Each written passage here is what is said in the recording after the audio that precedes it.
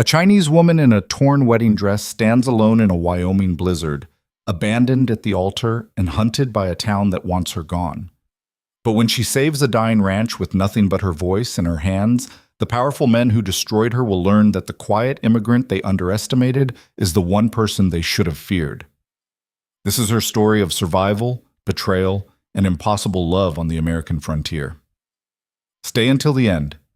Hit that like button and comment what city you're watching from so I can see how far this story travels. The barn door screamed when Maylin shoved it open. Not a creak. A scream.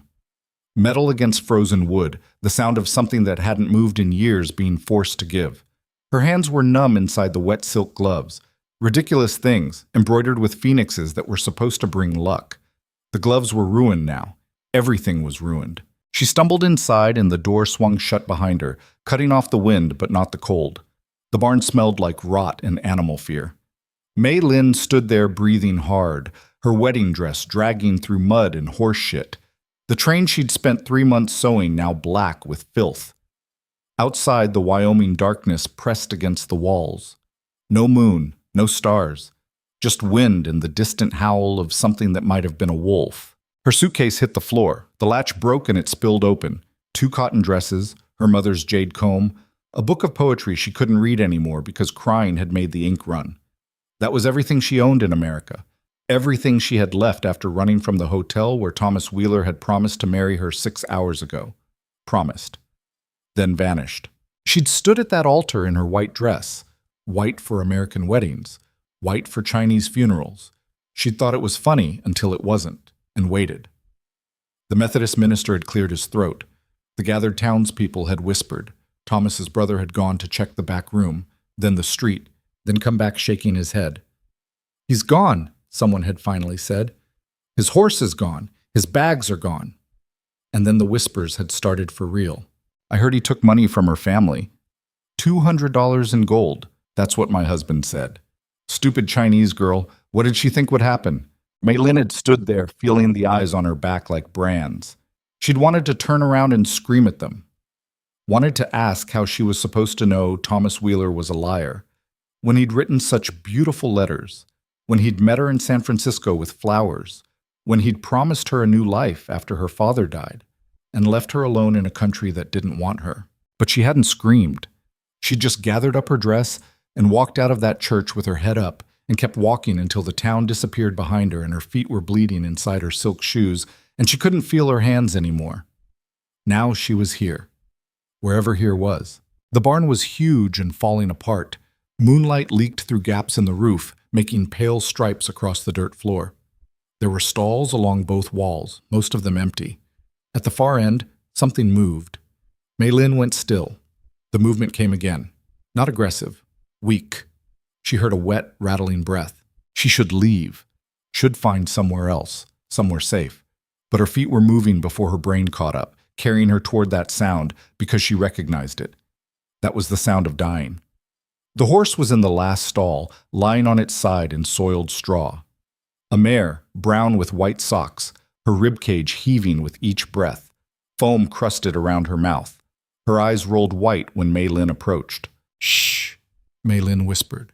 "Shh, May, little sister. I'm not going to hurt you." She knelt in the straw, ignoring the wetness soaking through her dress. Up close, the mare smelled like sickness. Colic, maybe, or poison. Something bad enough that whoever owned this place had left the animal here to die alone. The thought made Maylin's chest tight with rage she hadn't known she was carrying. "They left you," she said quietly, switching to Mandarin because there was no one to hear, and English felt like a language for lying. "They left you just like they left me." The mare's breathing was too fast, shallow, panicked. Maylin reached out slowly and placed her hand on the horse's sweat-soaked neck. The mare flinched, but didn't try to move. "I know," Maylin murmured. "I know it hurts. But you have to breathe slower, May, like this." She started humming, an old song her mother used to sing when Maylin was small and afraid of thunderstorms. The melody was simple, rising and falling like waves. She kept her hand on the mare's neck, feeling the too fast heartbeat under the skin. The horse's ear swiveled toward her. "That's right," Maylin said. Listen. Just listen. She kept humming and started moving her hand in slow circles, the way her mother had shown her. Pressure here, at the base of the neck. Gentle strokes here, behind the ear. The mare's breathing changed, still labored, but not as frantic. Maylin had learned this in the village where she grew up, watching her mother work with the neighbor's ox when it got sick, watching her calm, spooked horses on market day. Her mother had a gift for it. Animals trusted her touch. Maylin had always thought it was magic until her mother explained it was just patience, just paying attention. You have to make them feel safe, her mother had said. That's all. Everything wants to feel safe. The memory hurt. Her mother was 5 years dead now, buried in soil. Maylin would never see again. She swallowed hard and kept humming. Time stopped meaning anything, could have been minutes or hours. The barn was so cold that Maylin's breath fogged in the air, but she didn't move, just kept her hand on the mare's neck, kept humming, kept breathing slow and steady, until finally, the horse's eyes closed. Not dead. Sleeping. Maylin sagged forward, pressing her forehead against the mare's shoulder. Her whole body was shaking, from cold, from exhaustion, from the fact that she'd spent 6 months crossing an ocean and a continent to marry a man who stole from her and disappeared. And now she was in a stranger's barn with a dying horse and nowhere to go. She should be crying, but the tears wouldn't come. Instead, she started laughing. Quiet at first, then harder, until her ribs hurt and she had to press her hands over her mouth to keep the sound from getting hysterical.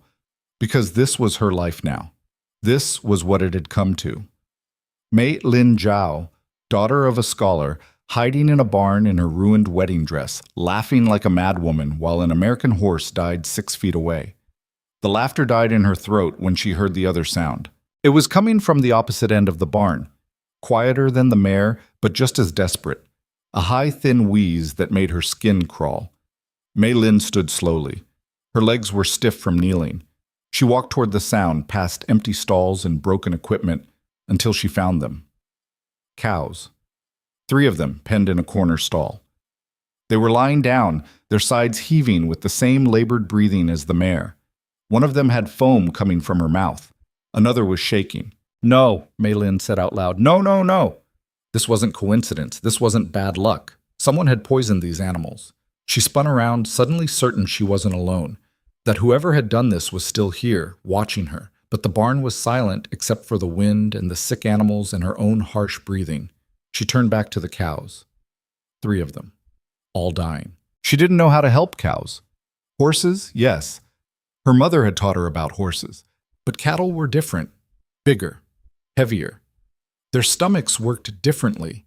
If this was poison, she didn't know what kind. Didn't know if the same things that worked on horses would kill cows faster. But she couldn't just stand here. Maylin climbed over the pen fence and knelt beside the nearest cow.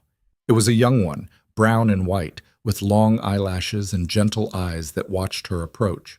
I don't know what I'm doing, Maylin told the cow in Mandarin. I want you to know that. I might make it worse. The cow just kept breathing, wet and rattling. Maylin placed her hand on the animal's side and felt the too fast heartbeat. Closed her eyes. Tried to remember everything her mother had ever told her about sickness in animals. About what to look for, how to listen. The cow's stomach was bloated, hard. That was bad. Foam around the mouth, also bad. But the eyes were still clear, still aware. That meant there was time. Maybe. Maylin started humming again, same song.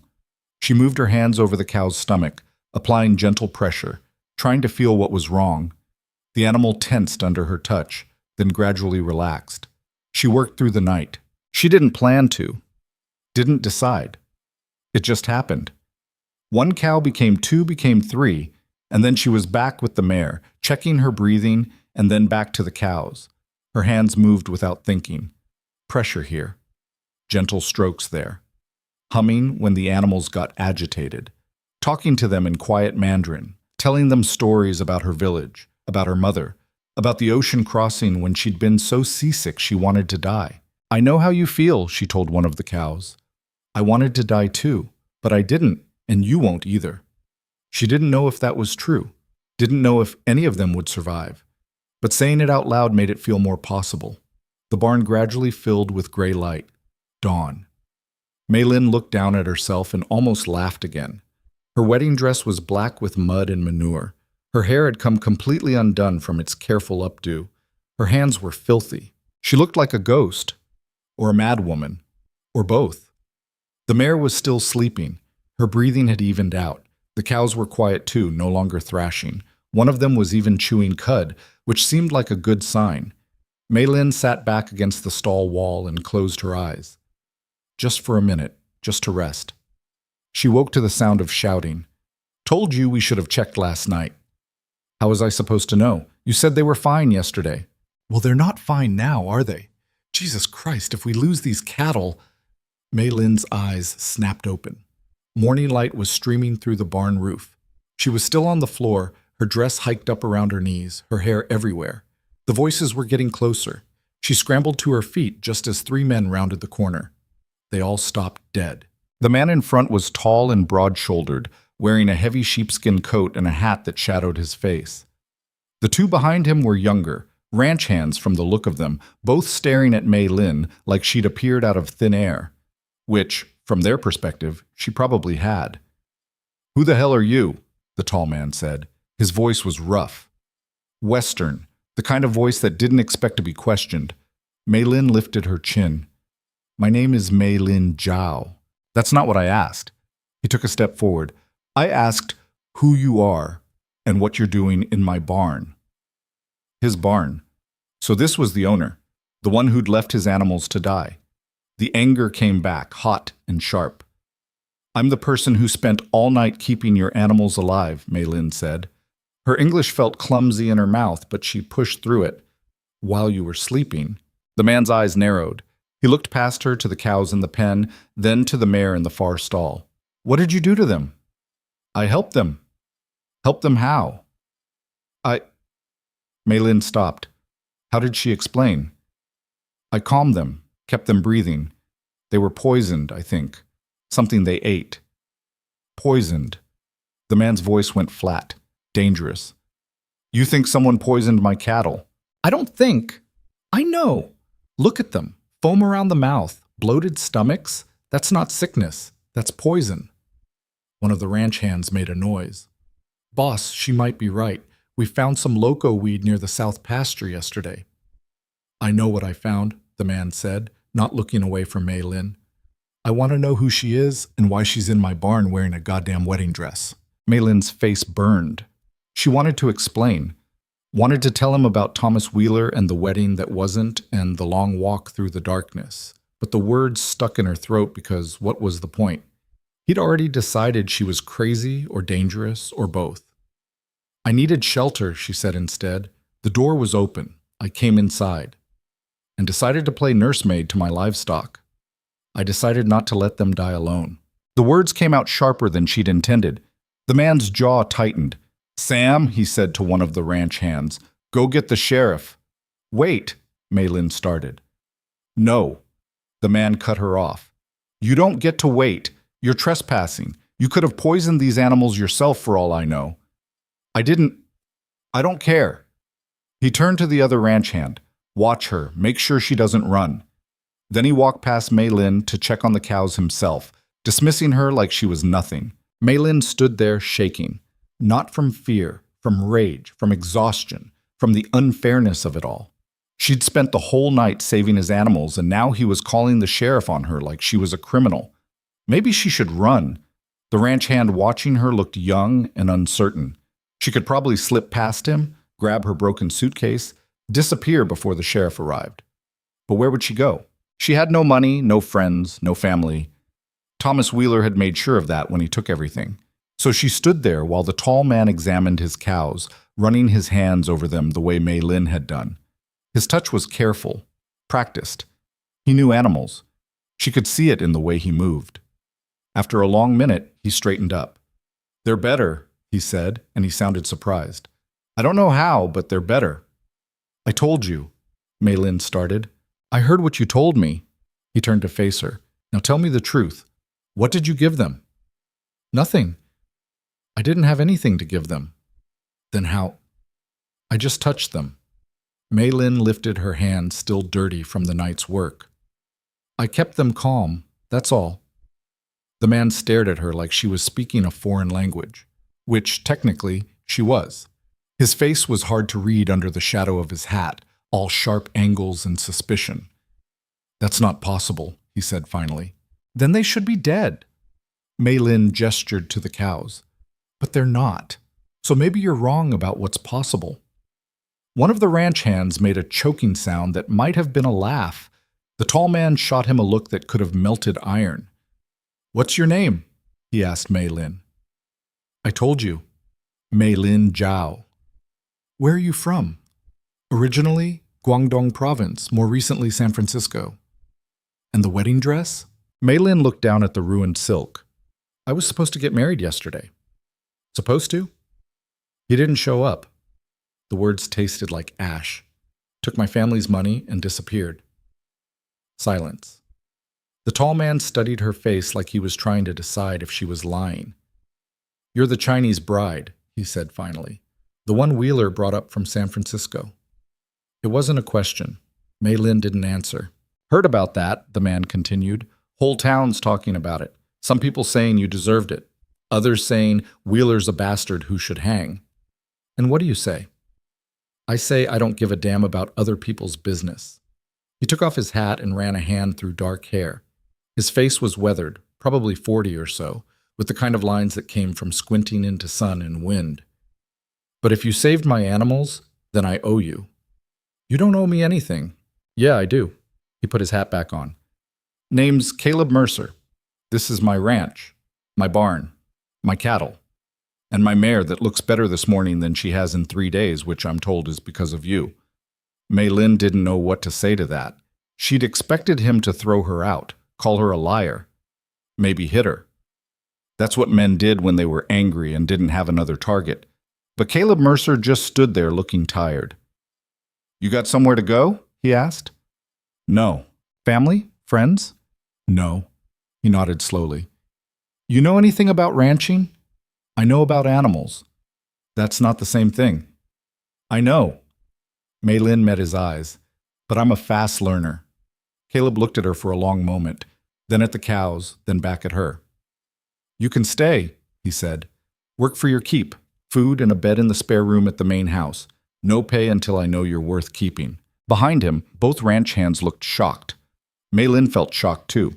She'd expected anger, violence, being dragged to jail, not this. Why? She asked. Because whatever you did last night worked, Caleb said. And I've got 40 head of cattle and a dozen horses that might need the same treatment. So until I know they're all healthy, you stay. After that, he shrugged. We'll see. Boss, one of the ranch hands said. You can't be serious. She's what? Caleb turned on him. Foreign? A woman?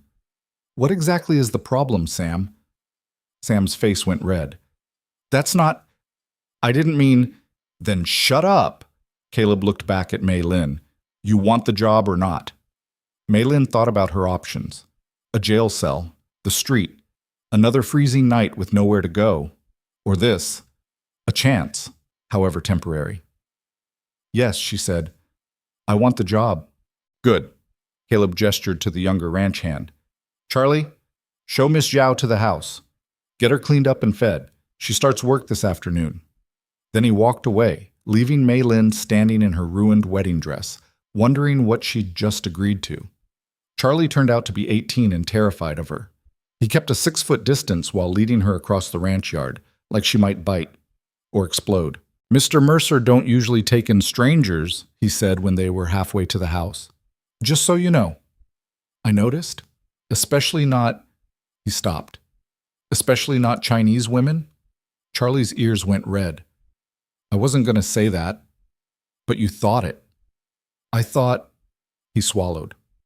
Look, people around here don't trust foreigners. It's just how it is. People around here are idiots. Charlie made a sound that might have been agreement. Or shock. Maylin couldn't tell and didn't care.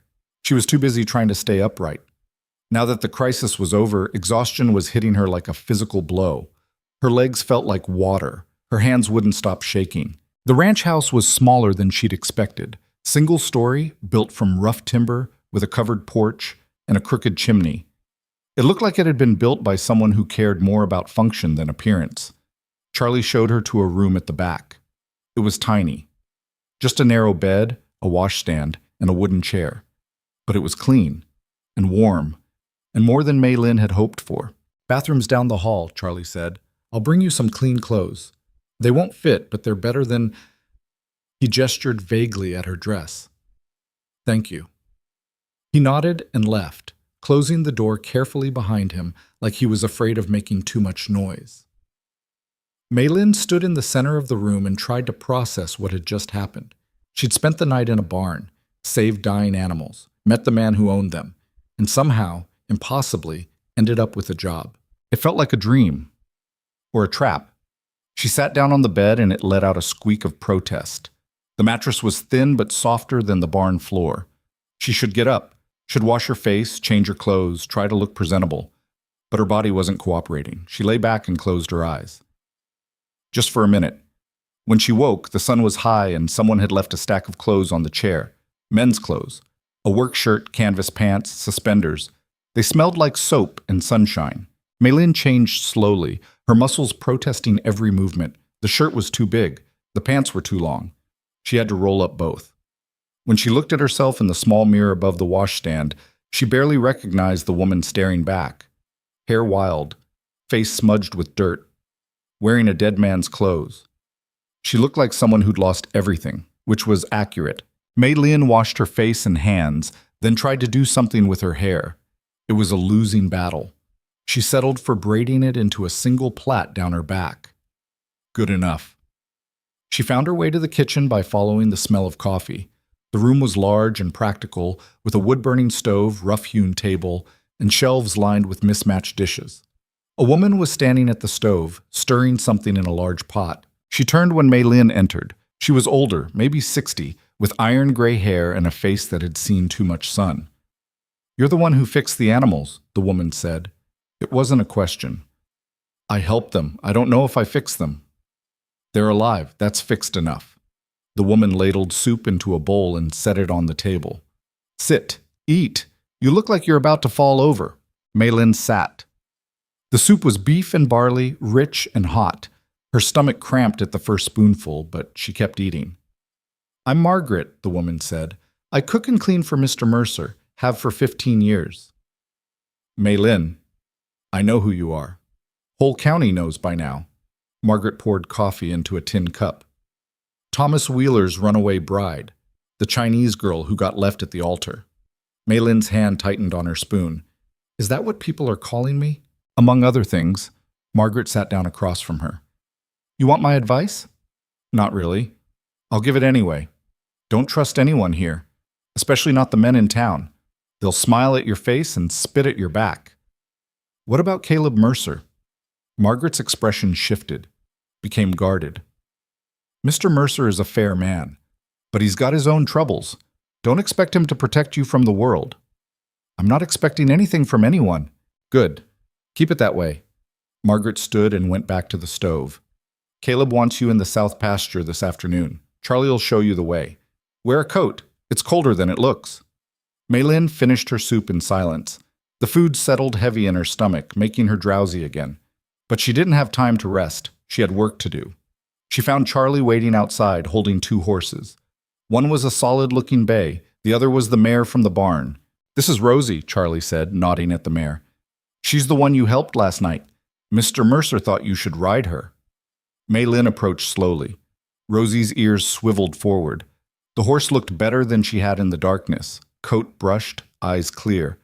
But there was still a hesitance in the way she held herself. "Hey, May," Maylin murmured. "Remember me?" She placed her hand on Rosie's neck.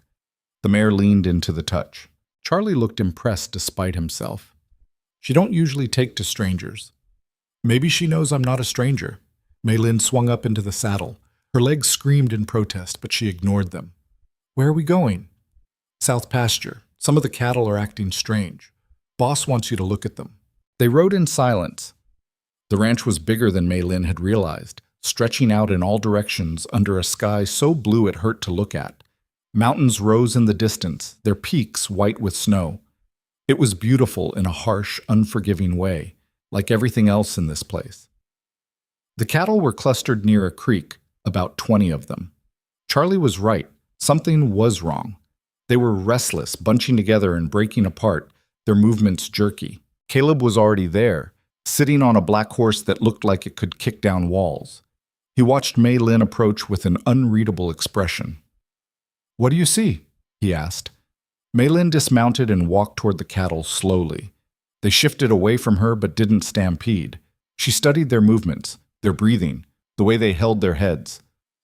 "They're scared," she said. "Of what?" "I don't know.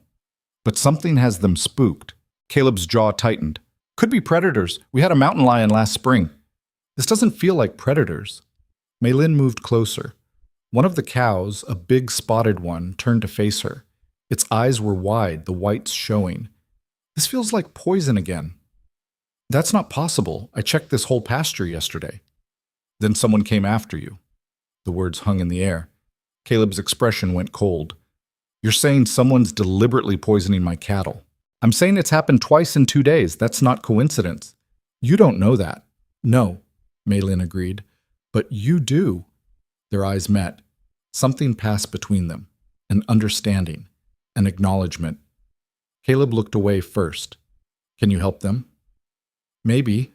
I need to get closer." "They'll spook." "Not if I'm careful." Maylin started humming. The same song from last night, low and rhythmic. The spotted cow's ear twitched.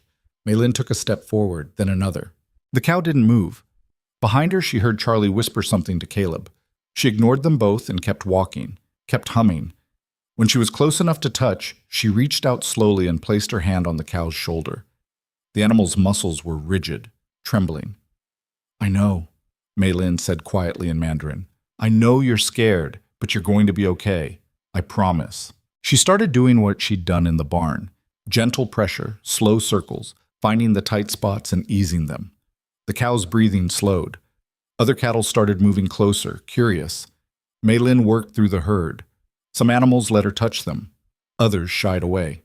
She didn't force it, just moved from one to the next, humming and talking and using her hands to calm what couldn't be calmed with words. When she finally stepped back, the herd had settled. Not completely peaceful, but no longer on the edge of panic. Caleb was staring at her.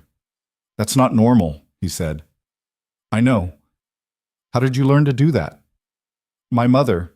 Maylin wiped her hands on her borrowed pants. "She had a gift with animals. I watched her work." "This is more than just watching." "Maybe." Maylin was too tired to explain. "Did it help?" "Yeah." Caleb dismounted. He walked through the herd, checking each animal with the same careful attention he'd shown in the barn.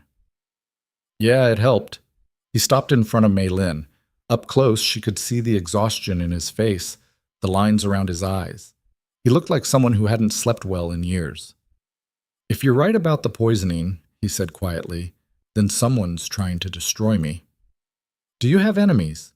"Everyone has enemies." "Anyone who'd do this?" Caleb's expression hardened. "A few, but I can't prove anything." "What happens if you can't stop it?" "I lose the ranch, lose everything I've built." He looked at the cattle. 15 years of work. Gone. Maylin understood that. Loss, destruction, everything you built turning to ash. "I'll help," she said. "Why? You don't owe me anything." "You gave me a place to stay." "That's not a reason." "Then because I don't want them to win." Maylin gestured at the invisible enemy. "Whoever's doing this. I don't want them to destroy you the way—" She stopped. Caleb's eyes sharpened. "The way Wheeler destroyed you?" "Yes." They stood there in the fading afternoon light, two people who'd lost too much, and Maylin felt something shift. An alliance, fragile and uncertain, but real. "Okay," Caleb said finally. "You help me keep these animals alive, and I'll make sure you've got a place here. Deal?" "Deal." They shook hands. His grip was rough and warm. When he let go, Maylin's palm tingled. Charlie appeared beside them, looking worried. "Boss, we got a problem." "What now?" "Rider's coming. Looks like Mrs. Hartwell's carriage." Caleb's face went blank. "Shit." Who's Mrs. Hartwell? Maylin asked. Someone you don't want to meet. Caleb swung back into his saddle. Charlie, take Miss Zhao back to the house. Keep her inside. But that's an order. He rode off before Maylin could argue. She watched him go, confusion warring with irritation. Who is she? Maylin asked Charlie. Charlie looked uncomfortable. Victoria Hartwell. Used to be Victoria Cole. She and Mr. Mercer were engaged once. What happened? She married someone else. Richer. Back east. Charlie gathered his reins. Now her husband's dead and she's back. A cold feeling settled in Maylin's stomach. She wants him back. Everyone in the county thinks so. Charlie started riding toward the house. And what Victoria Hartwell wants, she usually gets. Maylin followed on Rosie, her mind racing. She'd been at this ranch for less than a day, and already she was caught in something complicated, something dangerous. She should leave, should pack her broken suitcase and disappear before this turned into another disaster. But where would she go? And why should she run from some rich woman who thought she owned Caleb Mercer? The anger surprised her, hot and fierce. Maylin barely knew Caleb, didn't owe him loyalty, but the thought of him going back to someone who'd abandoned him made her furious in a way she didn't want to examine too closely. They reached the house just as the carriage pulled up. It was black and polished, pulled by matched white horses. Expensive. The kind of thing that announced wealth before the owner even stepped out. Go inside, Charlie hissed. I want to see her. Miss Zhao, I'm not hiding. She dismounted and handed Rosie's reins to Charlie. Then she walked to the edge of the porch and waited. The carriage door opened. A woman stepped out. Victoria Hartwell was beautiful. That was the first thing Maylin noticed. Tall and elegant, with honey-colored hair swept up in a fashionable style. Her dress was deep green silk that probably cost more than Maylin's entire dowry. She moved like someone who'd never questioned her right to take up space. Caleb met her halfway across the yard. They stood too close, talking in voices too low to hear. Margaret appeared beside Maylin. You should go inside. Why does everyone keep saying that? Because that woman is poison. Margaret's voice was hard. She'll smile at you and slip a knife between your ribs. She doesn't scare me. Then you're a fool. Maybe, but Maylin had been scared for too long. Scared on the ship from China. Scared in San Francisco. Scared at that altar. She was done being scared. Victoria looked past Caleb and her eyes locked on Maylin. For a moment, neither of them moved. Then Victoria smiled. It was the kind of smile that didn't reach her eyes. She said something to Caleb. He glanced back at Maylin, his expression unreadable. Then he shook his head. Victoria's smile widened. She touched Caleb's arm, a casual gesture that somehow felt possessive, and returned to her carriage. The whole encounter had lasted less than 5 minutes. But as the carriage pulled away, Maylin felt like she'd just seen a declaration of war. Caleb walked back to the house. He looked at Maylin, then at Margaret. She knows, he said flatly. Knows what? Maylin asked. That you're here. That I hired you. He took off his hat and ran his hand through his hair. She thinks it's funny. Why would it be funny? Because Victoria thinks anyone who isn't from her world is entertainment. He looked tired again. And you just became the newest performer in her show. Maylin's hands curled into fists. I don't perform for anyone. That's what I told her. Caleb's eyes met hers. But she doesn't believe me. So you need to be careful. Victoria doesn't like competition. I'm not competing. Doesn't matter. She thinks you are. And when Victoria decides someone's a threat, bad things happen. He went inside, leaving Maylin standing on the porch with Margaret. Told you, Margaret said quietly. Poison. That night, Maylin lay in her narrow bed and stared at the ceiling. Her body ached. Her mind wouldn't stop spinning. She kept seeing Victoria Hartwell's smile. Kept hearing the whispers from the wedding that wasn't. Stupid Chinese girl. What did she think would happen? She turned onto her side and pulled the thin blanket up to her chin. Outside, the wind howled. Inside, the house creaked and settled. Maylin closed her eyes and tried to sleep. But all she could think about was the fact that she'd traded one impossible situation for another. And somewhere in the darkness, someone was poisoning Caleb Mercer's cattle. Someone who wanted him destroyed. Maylin thought about the way he'd looked at his animals, the careful way he touched them, the exhaustion in his voice when he talked about losing everything. She thought about her mother, who taught her to help the things that couldn't help themselves. And she thought about Thomas Wheeler, who'd taken everything and left her with nothing. But she wasn't nothing anymore. She was Maylin Zhao, and she'd survived worse than rich women and poisoned cattle and a man who didn't trust easily.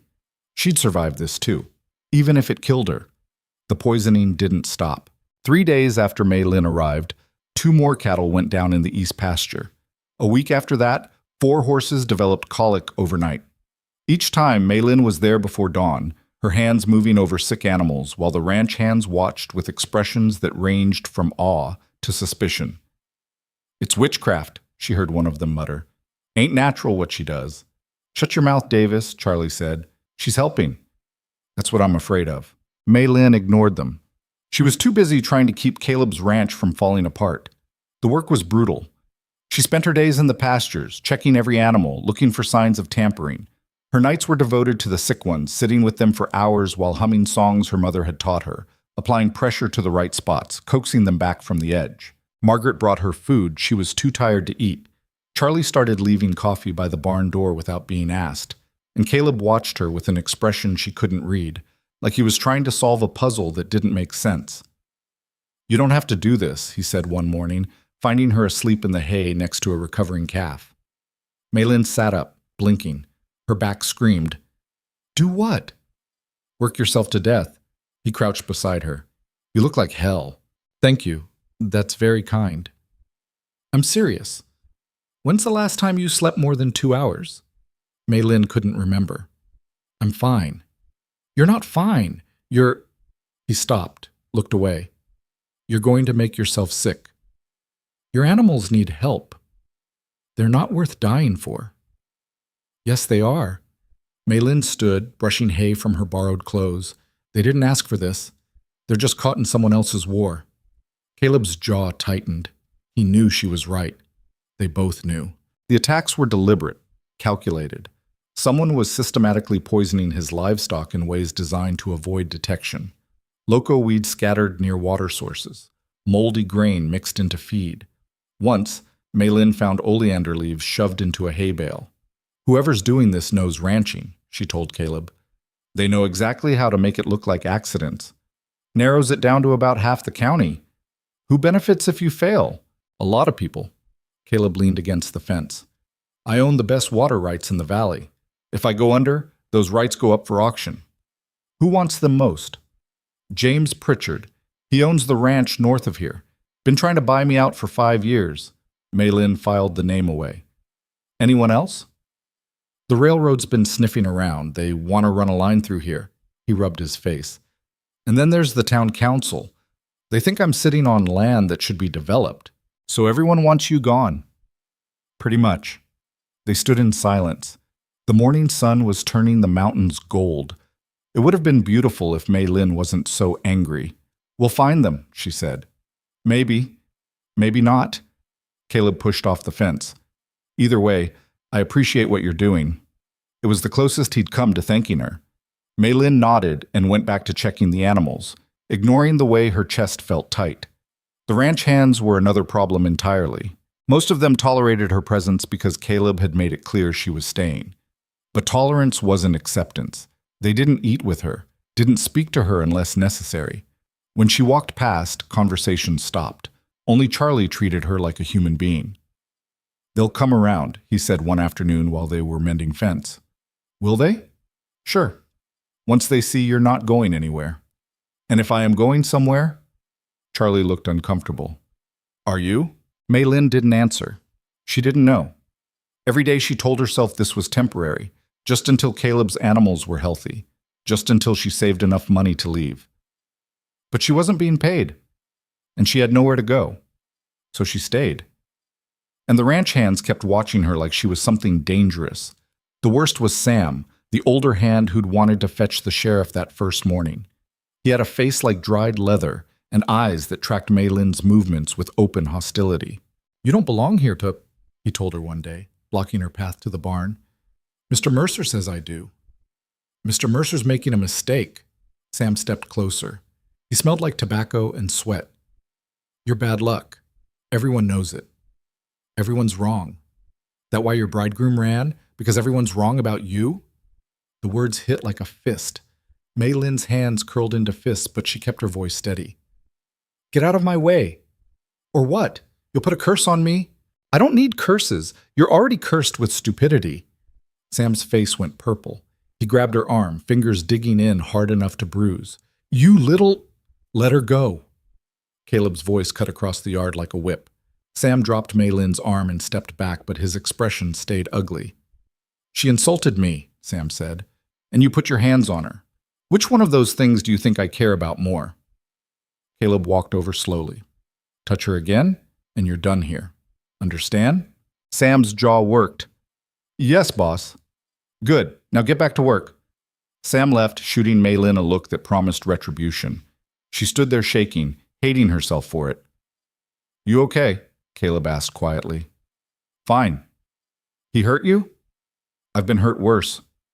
Caleb's expression darkened, but he didn't push. Sam's an ass, but he's not dangerous. Just bitter. Why does he hate me? Because you're different, and because, He stopped. Because what? Because people are scared. Caleb looked at her. You do things they can't explain. Makes them nervous. I'm just helping the animals. I know, but they don't see it that way. They see a foreign woman doing something that looks like magic, and it scares them. Maylin wanted to scream. Instead, she said, Should I leave? No. The answer came fast, firm. You stay. Let them get used to you. And if they don't, then they can find work somewhere else. He turned to go, then paused. You really tell Sam he was cursed with stupidity? Yes. A smile ghosted across Caleb's face. That's the first true thing anyone said to him in years. Victoria Hartwell started visiting twice a week. She always arrived in her expensive carriage, always perfectly dressed, always smiling that smile that made Maylin's skin crawl. And she always made sure to see Maylin before she left. Still here? Victoria asked during her third visit, finding Maylin in the yard. Still here. How industrious, Victoria adjusted her gloves. Caleb tells me you have quite a gift with animals. I do my job. Of course, though I wonder... Victoria tilted her head. Is that all you're doing? The implication was clear. Maylin's face burned.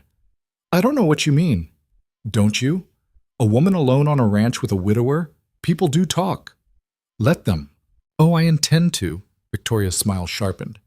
You should know, Caleb and I have a history, a long one, and history has a way of repeating itself. Does it? Always. Victoria leaned in close. You're a novelty, dear, an interesting distraction, but novelties wear off. And when they do, people remember what really matters. And what's that? Breeding, class, belonging. Victoria straightened. All the things you'll never have.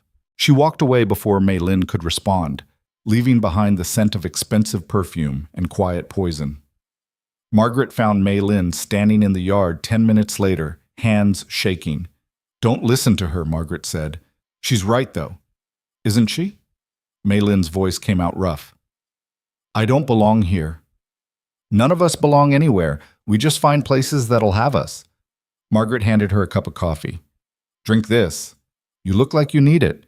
Maylin drank. The coffee was strong and bitter. It helped. Why does she want him back? Maylin asked. If she left him for someone richer? Because the rich husband died and left her with money but no power. Victoria's father lost everything before he passed. She needs a man with land and reputation. Margaret's expression was grim. Caleb's the perfect target, respected, successful, still in love with the idea of what they had. Is he? Still in love with her? I don't know. Maybe he doesn't either. Margaret took the empty cup. But I know Victoria won't stop until she gets what she wants. And right now, she wants him. That night, Maylin couldn't sleep. She kept thinking about Victoria's words, about breeding and class and belonging, about the fact that she was living in a dead man's room, wearing borrowed clothes, working without pay because she had nowhere else to go. She got up and walked to the kitchen, found Caleb sitting at the table with a bottle of whiskey. Can't sleep either? He asked. No? He poured a second glass and slid it across the table. Maylin sat down and drank. The whiskey burned going down. Victoria came to see me today, Maylin said. I know. I saw her carriage. She told me I was a novelty. Caleb's hand tightened on his glass. She's wrong. Is she? Yes. He looked at Maylin. His eyes were dark in the lamplight. You saved my ranch. You're saving it every day. That's not novelty. That's... He stopped, looked away. What? Maylin pressed. I don't know. Something I didn't expect. He drained his glass. Victoria thinks everyone's playing the same game she is. Money and status and who has the biggest house. She doesn't understand people who work for something other than appearances. What do you work for? This. Caleb gestured at the dark windows. Land I can pass down. Animals that trust me. Something solid that won't disappear. Everything disappears eventually. Maybe, but I'm going to fight like hell to keep what's mine. He poured more whiskey. What about you? What are you fighting for? Maylin thought about it. I don't know anymore. I thought I was fighting to build a new life. Then that fell apart. Now I'm just trying to survive. That's enough. Is it? It's more than most people manage. They sat in silence, passing the bottle back and forth. Outside, the wind picked up. Inside, the fire crackled. Why did she leave you? Maylin asked. Victoria.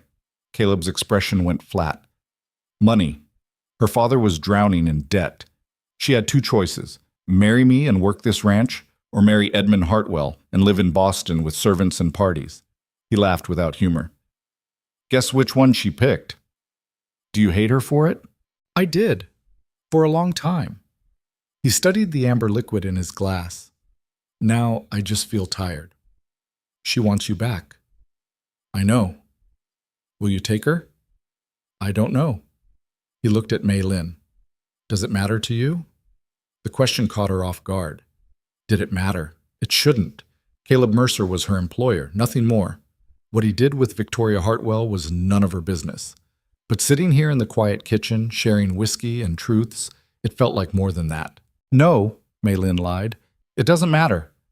Caleb nodded slowly. He didn't look convinced. The next attack came during a thunderstorm. Maylin woke to the sound of horses screaming. She was out of bed and running before her brain caught up, barefoot and wearing only her nightdress. The barn was chaos. 6 horses loose in the aisle, wild-eyed and panicking. The stall doors were all open. What happened? She shouted at Charlie, who was trying to corner a gray gelding. Don't know. Found them like this. Maylin grabbed a lead rope and approached the nearest horse, a chestnut mare who was rearing and striking out with her front hooves. Lightning flashed outside, throwing everything into sharp relief. Easy, Maylin said. Easy, girl. She started humming. The mare's ears flicked toward her, but she didn't settle. Maylin kept humming, kept moving slowly. Another lightning flash. Thunder cracked directly overhead. The mare screamed and bolted past her, nearly trampling Charlie in the process. This wasn't going to work. Maylin changed tactics. Instead of trying to calm them individually, she positioned herself in the center of the barn aisle and started singing, loud, projecting her voice over the storm.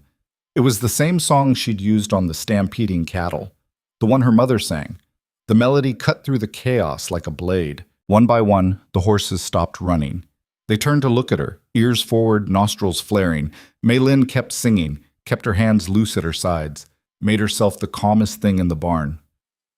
The chestnut mare approached first, then the gray gelding. Soon all 6 horses were clustered around her, still nervous but no longer panicking. Somebody get halters, Maylin said, without stopping the song. Charlie and 2 other ranch hands moved carefully, getting the horses secured and back into their stalls. When the last door latched, Maylin finally stopped singing. Her voice was raw. Her feet were bleeding from running across gravel. She was shaking so hard her teeth chattered. Caleb appeared in the barn doorway, soaked from the rain. What the hell happened? Someone opened the stalls, Charlie said. All of them, during the storm. That's not possible. I checked the locks before bed. Check them now. Caleb walked down the aisle, examining each stall. His face went dark. They've been cut. Someone used bolt cutters. Silence. Then Sam's voice from the back. Had to be her. Everyone turned. What? Caleb's voice was dangerous. The Chinese woman. Sam stepped forward. She was here first. She could have done it and then pretended to fix things. Why would she do that? To make herself look useful, to make you keep her around. Sam's eyes were hard. Face it, boss. Everything started going wrong when she showed up. That's not true, Charlie protested. Isn't it? We didn't have poisoned cattle before. Didn't have sabotage. Didn't have enough. Caleb's voice cut through the argument. Maylin saved these horses. She didn't spook them. You don't know that. I know she was in her room when this started. I saw her running from the house. Caleb looked at each man in turn. Someone cut these locks and opened these stalls. Someone who wants this ranch to fail. And unless Maylin can be in two places at once, it wasn't her. Could be working with someone, another hand muttered. Who? She doesn't know anyone here. Caleb's patience was clearly running thin. You want to accuse her? You better have proof. Otherwise, shut your mouth and get back to work. The men dispersed slowly, leaving Maylin standing in the barn aisle, feeling like she'd been stripped naked. They all thought she was guilty. All except Charlie and Caleb. You should fire me, Maylin said quietly. What? Fire me, before this gets worse. She looked at Caleb. Sam's right. Everything did start when I arrived. Maybe I'm bad luck. You don't believe that. I don't know what I believe anymore. Caleb stepped closer, close enough that she could smell horse and rain on his clothes. I believe you saved my horses tonight. I believe someone's trying to destroy my ranch and frame you for it. And I believe... He stopped. What? That you're the only person here I can trust. The words hung between them. Maylin's heart was beating too fast. Why? She asked. Because you've got nothing to gain from lying to me. No hidden agenda, no family connections or business deals or old grudges. He reached out and tucked a strand of wet hair behind her ear. You're just here, helping, and I don't know what the hell to do with that. His hand lingered near her face. Maylin's breath caught. Then Margaret's voice shattered the moment. Mr. Mercer, there's someone at the house. Caleb dropped his hand and turned. Who? Sheriff, says he needs to speak with you. Says it's urgent. Caleb swore under his breath and headed for the house. Maylin followed, her mind racing. The sheriff? This couldn't be good. Sheriff John Brennan was standing in the kitchen, hat in hands, looking uncomfortable. He was a big man with a gray mustache and eyes that had seen too much. Caleb, he said, we got a problem. What kind of problem? The kind involving accusations. Brennan looked at Maylin. You Miss Zhao? Yes. I got a complaint filed against you. Theft and fraud. The floor dropped out from under her. What? Thomas Wheeler came to my office this morning. Says you stole money from him. $200 in gold. Maylin couldn't breathe. That's a lie. He stole from me. You got proof?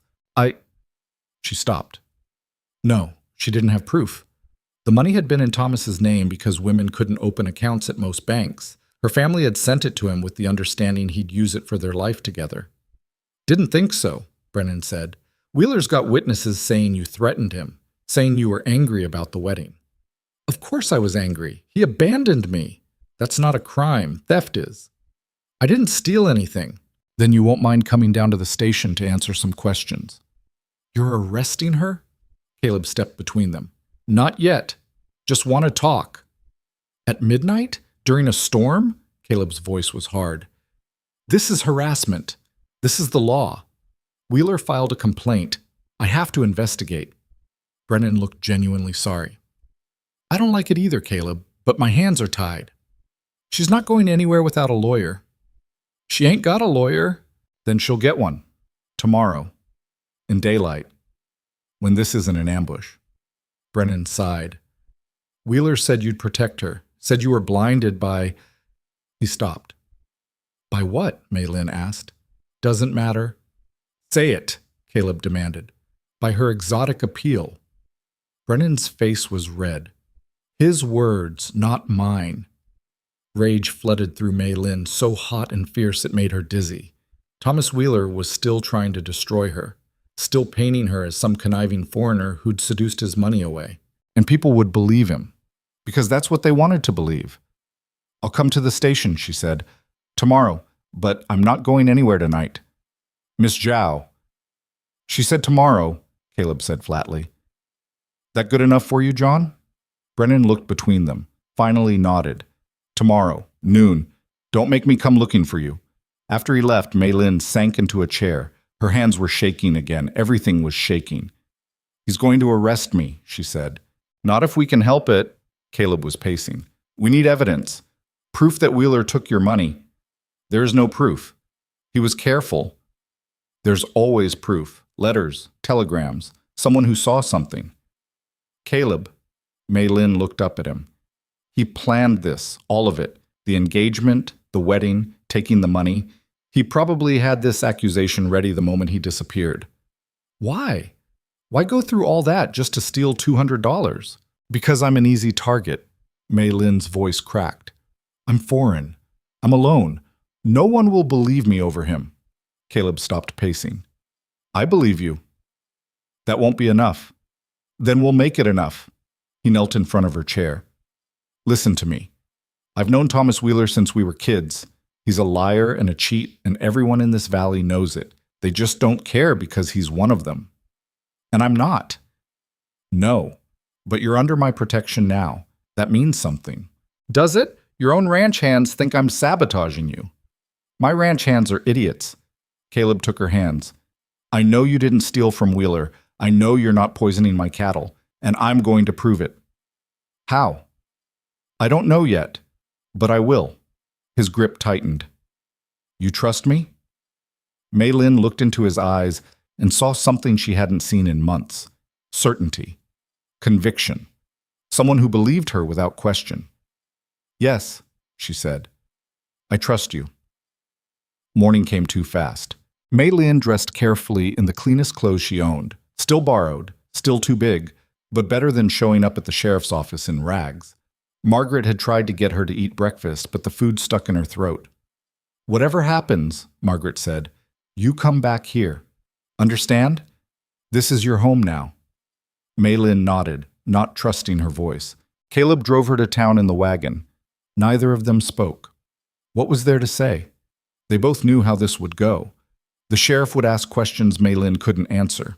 Thomas Wheeler would tell smooth lies, and she'd end up in a cell. The town was busier than Maylin had ever seen it. People lined the streets, watching the wagon pass. Word had spread fast. They're here to see the show, Caleb said quietly. What show? The one where the Chinese bride gets what's coming to her. Maylin's stomach churned. He was right. This was entertainment for them, a scandal to discuss over dinner. The sheriff's office was a squat building at the end of Main Street.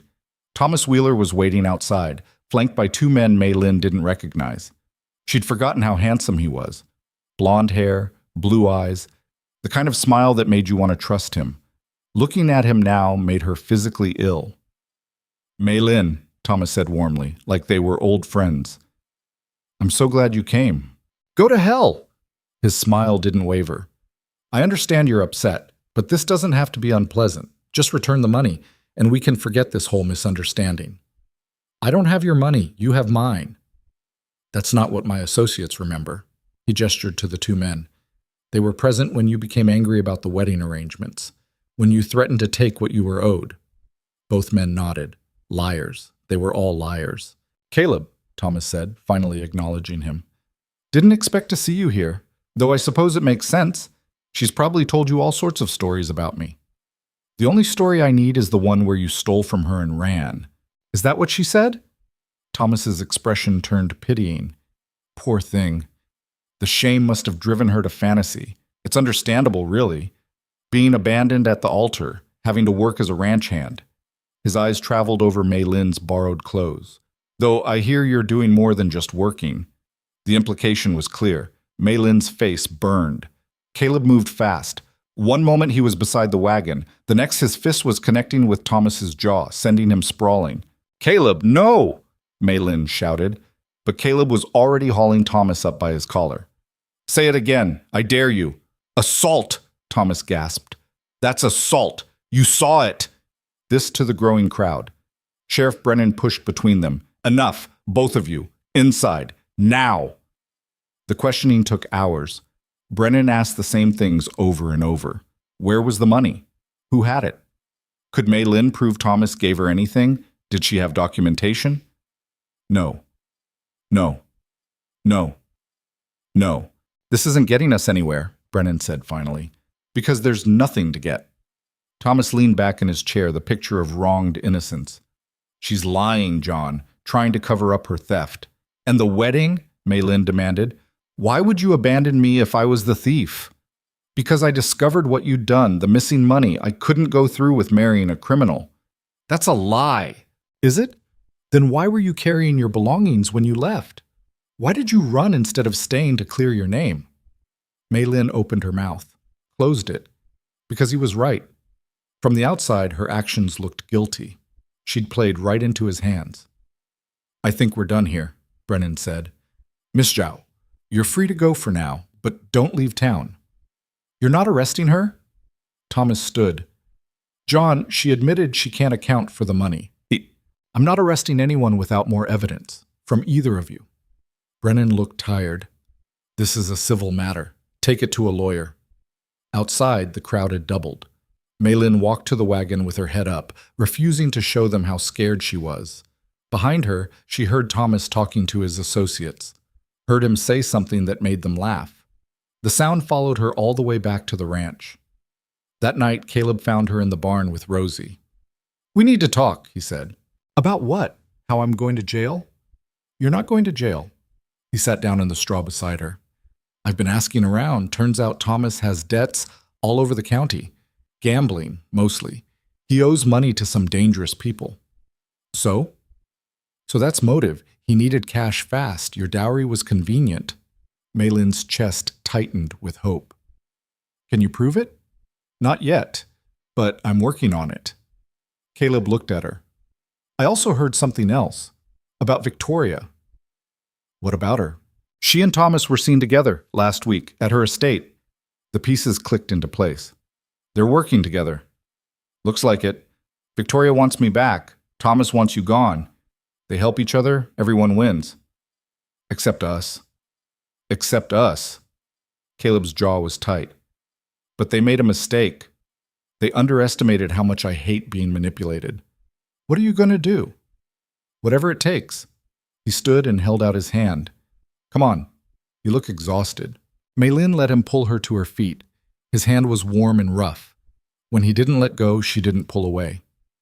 They walked to the house in silence, their hands still joined. And for the first time since the wedding that wasn't, Maylin felt like maybe she wasn't completely alone, even if everything else was falling apart. The dust storm hit 3 days later, rolling across the valley like something alive and angry. Maylin saw it coming from the barn window, a wall of brown stretching from earth to sky, blotting out the sun. Get inside, Caleb was shouting across the yard. Everyone inside now! The ranch hands scattered, running for shelter. Maylin stayed where she was, watching the storm approach. She'd seen sandstorms in China, but nothing like this. This looked like the end of the world. Maylin! Caleb grabbed her arm. What are you doing? Move! The cattle, she said. Where are they? South pasture. They'll be fine. How do you know? I don't, but we can't help them in this. He pulled her toward the house as the first gust of wind hit, so strong it nearly knocked them both over. The air filled with grit that stung exposed skin and got into eyes, nose, mouth. They made it to the house just as the storm hit full force. Caleb slammed the door, and they stood in the sudden dim quiet, breathing hard. Outside, the wind screamed. Margaret was covering windows with wet blankets. How bad is it? Bad, Caleb said. Worst I've seen in years. The animals? Pray they stay calm. They waited. Minutes stretched into hours. The house groaned under the assault. Dust found its way inside despite the blankets, coating everything in a fine brown layer. Maylin sat at the kitchen table with a wet cloth over her nose and mouth, trying not to think about the cattle out in that chaos. Charlie burst through the door, covered head to toe in dust. Boss, we got a problem. Caleb was on his feet instantly. What? The fence, north section. It's down. Down how? Looks like someone cut the post halfway through. Storm finished the job. Charlie was gasping. The herd spooked. They're running. Running where? Toward the ravine. Caleb went pale. The ravine was a 30-foot drop onto rocks. If the cattle went over, they'd all die. How many? Maylin asked. All of them. Maybe 200 head. 200 cattle. Everything Caleb owned. Everything he'd worked 15 years to build. Get the men, Caleb said. We ride out. In this? Boss, you can't see 10 feet. I don't care. Those are my animals. Caleb was already moving, grabbing his coat. We go now, or we lose everything. I'm coming with you, Maylin said. Like hell you are. You need help. What I need is for you to stay safe. Your cattle need me more than you do. Maylin stood. I can calm them. You know I can. Not in a stampede, not in this storm. Then you're going to lose them all. She met his eyes. Your choice. Caleb stared at her. The wind howled. Outside, somewhere in that brown hell, 200 cattle were running toward their deaths. Fine, he said. But you stay close to me. You don't take risks. And if I tell you to run, you run. Understand? Yes. I mean it, Maylin. I know. They rode out into the storm with 6 ranch hands, all of them fighting to control terrified horses. The wind was so strong Maylin had to lean forward in the saddle just to stay on Rosie. Visibility was maybe 5 feet. The world had turned brown and furious. Stay together, Caleb shouted, but the wind tore his words away. They found the broken fence exactly where Charlie said it would be. The posts had been sawed nearly through, just enough left to look intact until the storm hit.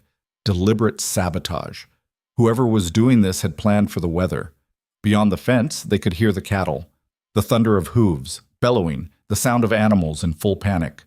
We have to turn them, Sam shouted. Get ahead and turn them back. We'll never make it in time, Caleb said. His face was grim behind the bandana covering his nose and mouth. They're too close to the ravine. Then what do we do? No one had an answer.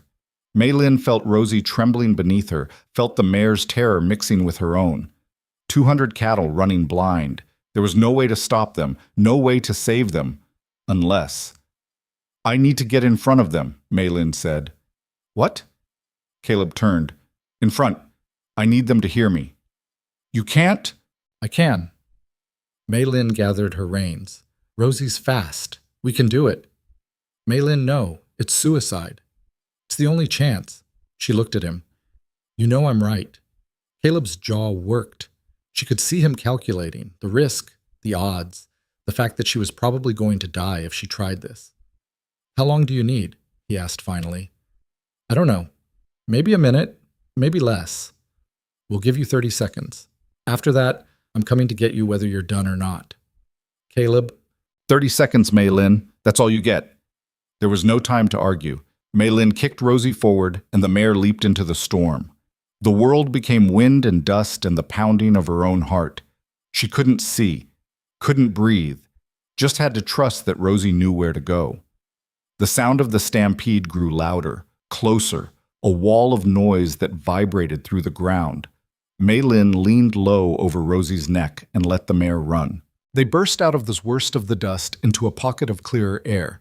Maylin could see the cattle now, a dark mass bearing down on her like an avalanche.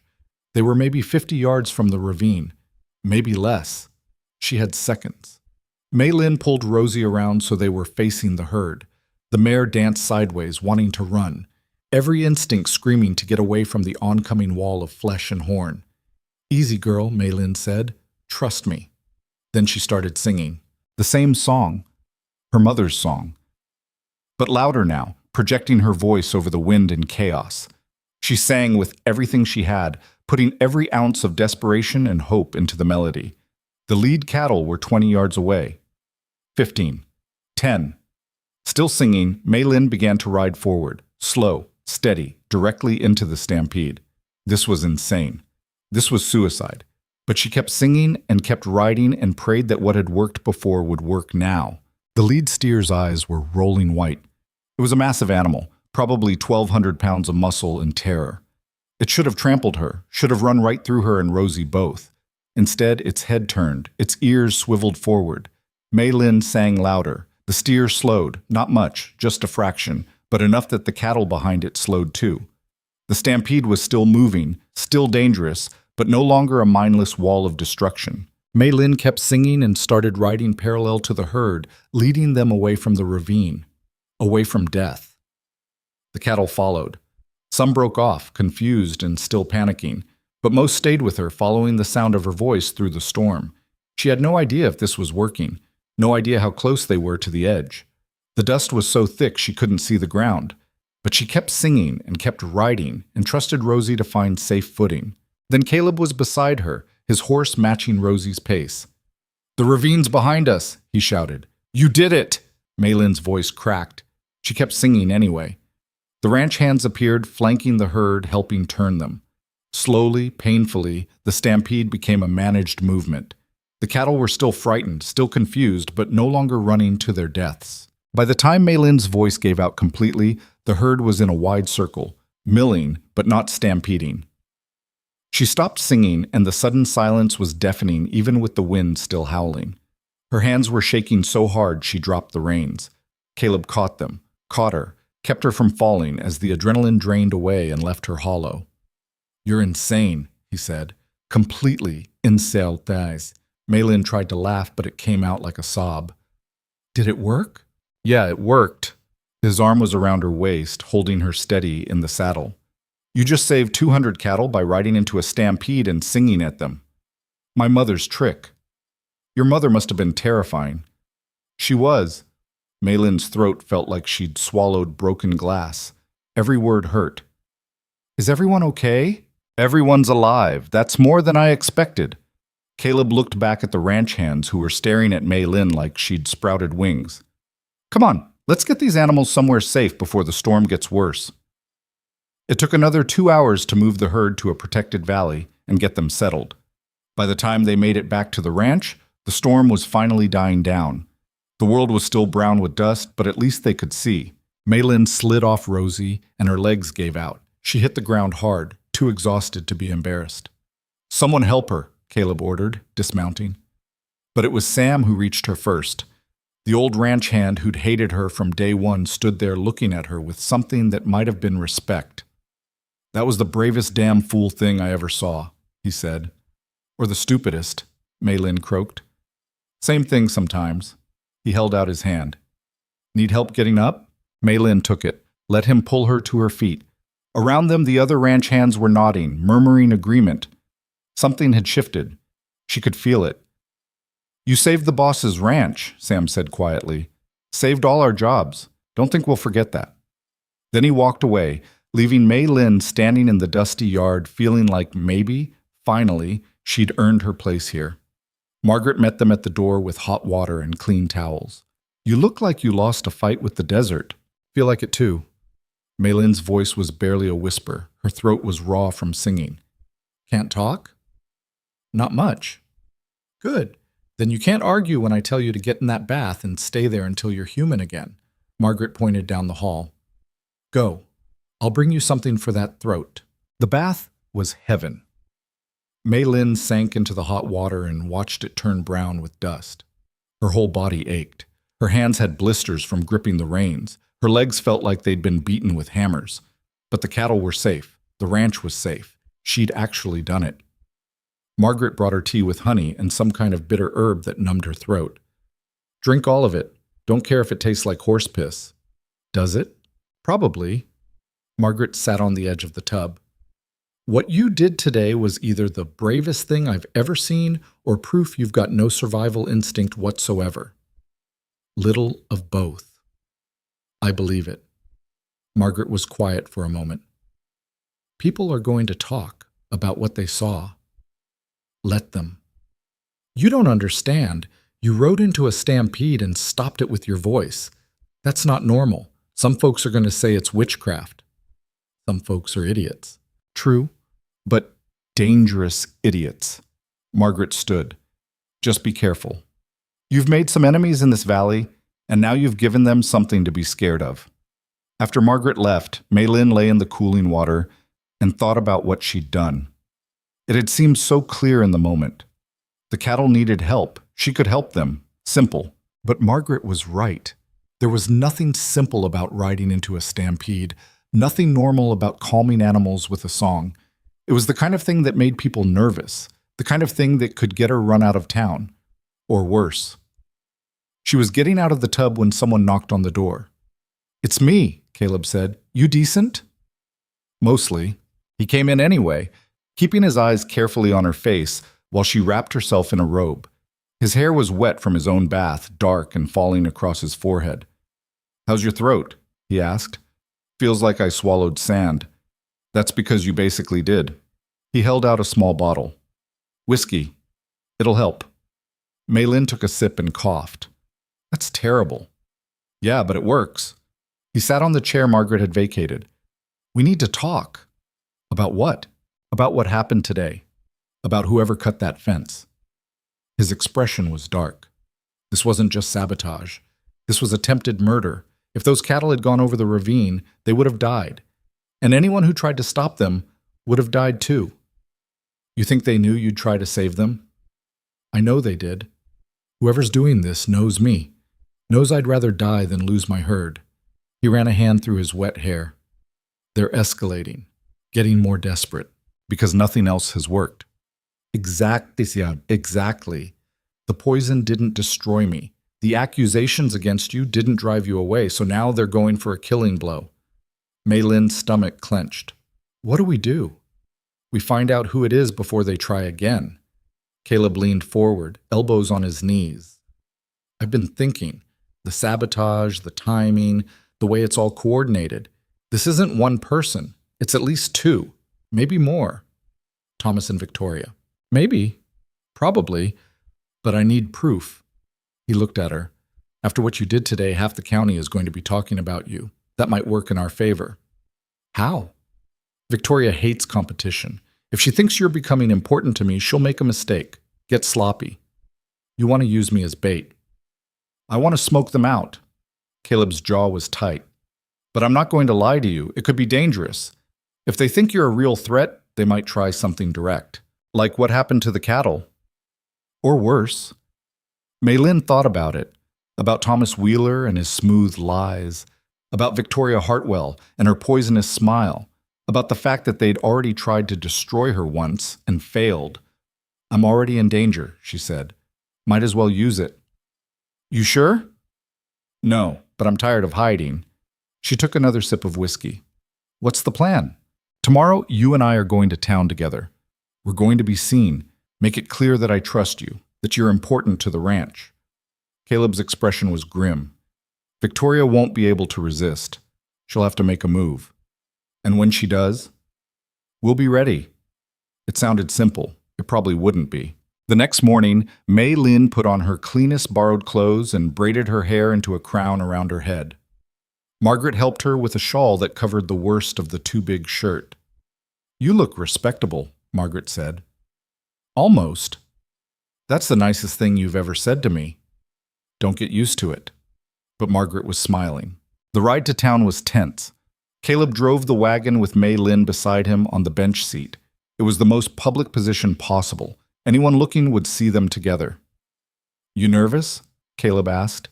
Terrified. Good. Keep your wits about you. He glanced at her. If anything feels wrong, you tell me immediately. Yes, boss. I'm serious, Maylin. I know. The town was busy when they arrived. Saturday morning, market day. People everywhere. Maylin felt the eyes on them immediately, heard the whispers start. Caleb helped her down from the wagon, his hand lingering on her waist longer than necessary, making a show of it. Where first? Maylin asked quietly. General store, then the hotel. We need to be seen in as many places as possible. They walked through town side by side. Caleb nodded to people who greeted him, his hand occasionally touching the small of Maylin's back in a gesture that looked protective, possessive.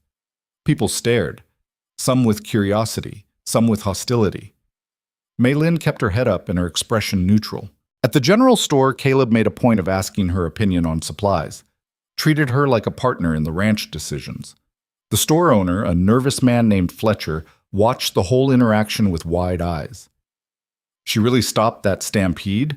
Fletcher asked, just with her voice. Saved every head of cattle I own, Caleb said. Bravest thing I've ever seen. My wife says it was witchcraft. Your wife should mind her own business. Caleb's voice went cold. Miss Zhao saved my ranch. She's got my respect and my protection. Anyone who has a problem with that can take it up with me directly. Fletcher swallowed hard. No problem here, Mr. Mercer. No problem at all. They left with their supplies and kept walking. Maylin could feel the town's attention like a physical weight. That was well done, she said quietly. Just getting started. They had lunch at this hotel restaurant, sitting at a table by the window where everyone could see them. Caleb ordered for both of them, asked about her throat, made sure she had enough water, acted like someone who cared. It wasn't entirely an act. Maylin could tell. There was real concern in his eyes when he looked at her, real anger when people stared too long. They were finishing their meal when Victoria Hartwell walked in. She was wearing pale blue today, her hair perfect, her smile sharp. She saw them immediately and her expression froze for just a second before smoothing out. "Caleb," she said, gliding over. "What a surprise." "Victoria." "And Miss Zhao, I heard about your adventure yesterday. How thrilling." Victoria's eyes were cold. "Though terribly reckless. You could have been killed." "But I wasn't," Maylin said. This time, Victoria sat down without being invited. "But surely you understand how dangerous it is to put yourself in such situations. What if something had happened to you? Poor Caleb would have felt terrible." "I can take care of myself." "Can you? Because from where I'm sitting, you seem to attract disaster." Victoria's smile didn't waver. "First the wedding, then the accusations, now stampedes. One has to wonder if you're cursed, or if someone's trying to make it look that way," Caleb said quietly. Victoria's eyes snapped to him. "What are you implying?" "Nothing, just stating a fact. Strange how all these accidents keep happening right when they'll do the most damage." "Accidents happen on ranches, Caleb. You know that." "Not like this. Not all at once." He leaned back in his chair. "Makes a man think someone's orchestrating things." "That's quite an accusation." "Is it?" "Because I'm not accusing anyone, just wondering out loud." The tension at the table was thick enough to cut. Victoria's smile had turned brittle. "I should go," she said, standing. "I just wanted to check on you both. Make sure you were all right after yesterday's excitement." "We're fine," Caleb said. "Good. Though, Caleb, I do hope you'll reconsider my invitation for dinner. We have so much to discuss." "I'll think about it." Victoria left in a swirl of expensive perfume. Maylin watched her go, her heart pounding. "She's rattled," Caleb said. "How can you tell?" "She forgot to insult you properly. Victoria never forgets her insults." He dropped some coins on the table. "Come on, let's get out of here." They were walking back to the wagon when Thomas Wheeler stepped out of the saloon directly in their path. He looked worse than Maylin remembered. His eyes were bloodshot, his clothes wrinkled. He smelled like whiskey and desperation. "Maylin," he said, "we need to talk." "No, we don't." Maylin tried to step around him. Thomas grabbed her arm. "I said we need to talk." Caleb moved so fast Maylin barely saw it. One moment Thomas was holding her arm. The next he was against the saloon wall with Caleb's forearm across his throat. "Touch her again and I'll break your hand," Caleb said quietly. "Understand?" Thomas's face was red. "She owes me." "She doesn't owe you anything. And if you keep pushing this theft accusation, I'm going to start asking questions about where you got the money to pay off your gambling debts." Thomas went still. "I don't know what you're talking about." "Sure you do. 200 in gold. Same amount Maylin's family sent for the wedding. Funny coincidence." "You can't prove anything." "Not yet, but I'm working on it." Caleb leaned in closer. "Here's what's going to happen. You're going to drop those charges. You're going to leave Maylin alone, and in return, I won't tell everyone in this town exactly what kind of man you really are." "And what kind is that?" "The kind who steals from women and blames them for it. The kind who works with backstabbing ex-fiancés to destroy people's lives." Caleb smiled without humor. "How do you think Victoria is going to react when she realizes you're a liability?" Thomas's eyes widened, just slightly, but enough. "I thought so," Caleb said. "You're in over your head, Wheeler. Victoria's using you, and when she's done, she'll throw you away like garbage. So do yourself a favor. Get out while you still can." He released Thomas, who stumbled away gasping. Maylin and Caleb walked to the wagon in silence. It wasn't until they were on the road back to the ranch that Maylin spoke. "You think that worked?" "I think we just lit a fuse." Caleb's hands were tight on the reins. "Now we wait and see what explodes." They didn't have to wait long. 2 days later, Sheriff Brennan showed up at the ranch with a warrant for Maylin's arrest. What? Caleb stepped between them. On what charge? Theft. Wheeler's got 3 witnesses now saying they saw her take the money.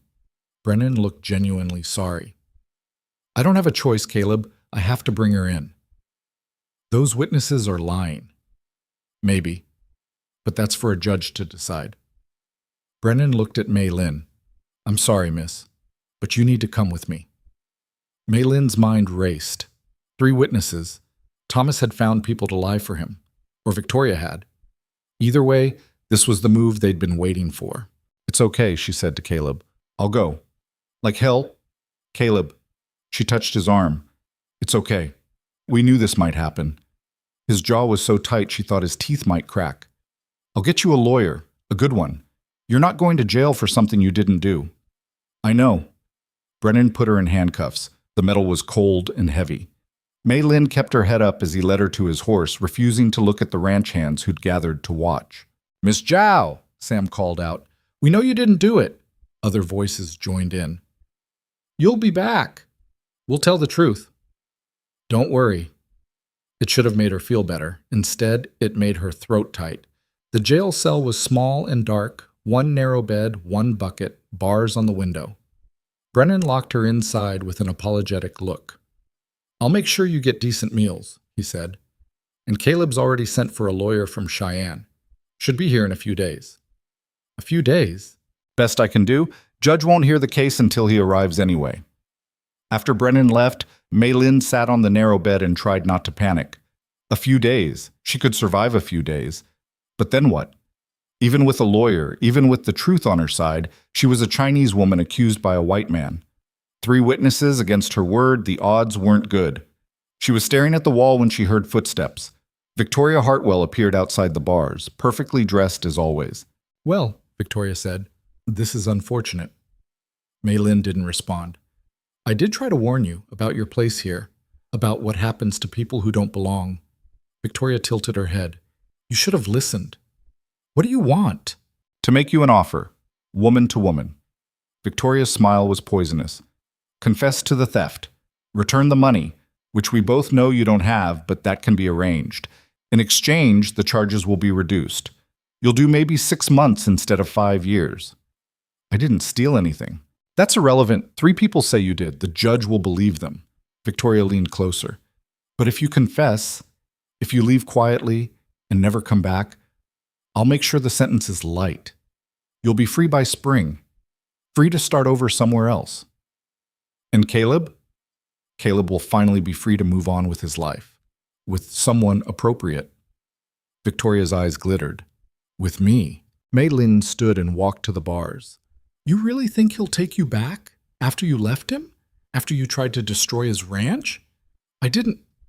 You did. You and Thomas. The poisoning, the sabotage, all of it. Maylin smiled. And Caleb knows. He's just waiting for you to make a mistake big enough to prove it. Victoria's mask cracked, just for a second, but it was enough. You have no proof, she said. Not yet, but we will. Maylin leaned in close. You're scared. I can see it. You thought I'd be easy to destroy. Another desperate immigrant you could crush. But I'm still here, and I'm not going anywhere. You're in a jail cell. For now. But you made a mistake, Victoria. You gave me something to fight for. Maylin thought about the ranch, the animals, the men who'd stood up for her, Caleb. And I'm a lot harder to break than you thought. Victoria's face went hard. You'll regret this. Maybe, but you'll regret underestimating me. Victoria left without another word. Maylin sat back down on the bed, her heart pounding. She'd just declared war on the most powerful woman in the county, but she meant every word. Night fell. The jail got cold. Maylin wrapped herself in the thin blanket and tried to sleep. She was almost successful when she heard voices outside. Caleb and Brennan were arguing in the sheriff's office. You can't keep her here, Caleb was saying. This is ridiculous. I'm following the law. The law's corrupt. Those witnesses are lying. Prove it. I'm trying, but I need time. Time's the one thing we don't have, Caleb. Judge arrives in 3 days. If you can't prove those witnesses are lying by then, She goes to trial. Silence. Then Caleb's voice, quieter. What if I post bail? There is no bail set yet. Then set one. I can't do that. John, please, she doesn't belong in there. Maybe not, but that's where she is until this gets sorted out. Brennan sighed. I'm sorry, Caleb. I really am. Footsteps. Then Caleb appeared outside Maylin's cell. He looked exhausted. You okay? He asked. I've been better. Victoria came to see you. How did you know? I was watching. Saw her come in, saw her leave, looking pissed off. He wrapped his hands around the bars. What did she want? Me to confess. Leave town. Make it easy for everyone. What did you say? I told her to go to hell. Caleb laughed. It was a rough sound, but genuine. That's my girl. The words sent warmth through Maylin's chest. She stood and walked to the bars, close enough to see the exhaustion in his face. You should go home, she said. Get some sleep. Can't, not while you're in here. Caleb, I mean it. His eyes met hers. This is my fault. I pushed too hard, made them desperate. This isn't your fault. They made their choices. And you're paying for them. His jaw tightened. I'm going to fix this. I swear. How? I don't know yet, but I will. He reached through the bars and took her hand. Trust me. Maylin squeezed his fingers. I do. They stood like that for a long moment. Then Brennan cleared his throat from the office. Caleb, it's late. You need to go. Caleb didn't move, just kept holding Maylin's hand. I'll be back tomorrow, he said finally, and every day until you're out of here. Okay. He left reluctantly. Maylin watched him go, then lay back down on the hard bed. Her hand still tingled where he'd held it. Outside, the wind picked up. Inside the cell, Maylin closed her eyes and thought about stampeding cattle and songs that calmed them. About a man who believed her when no one else did. About a fight she hadn't asked for, but was determined to win. Whatever came next, she'd be ready.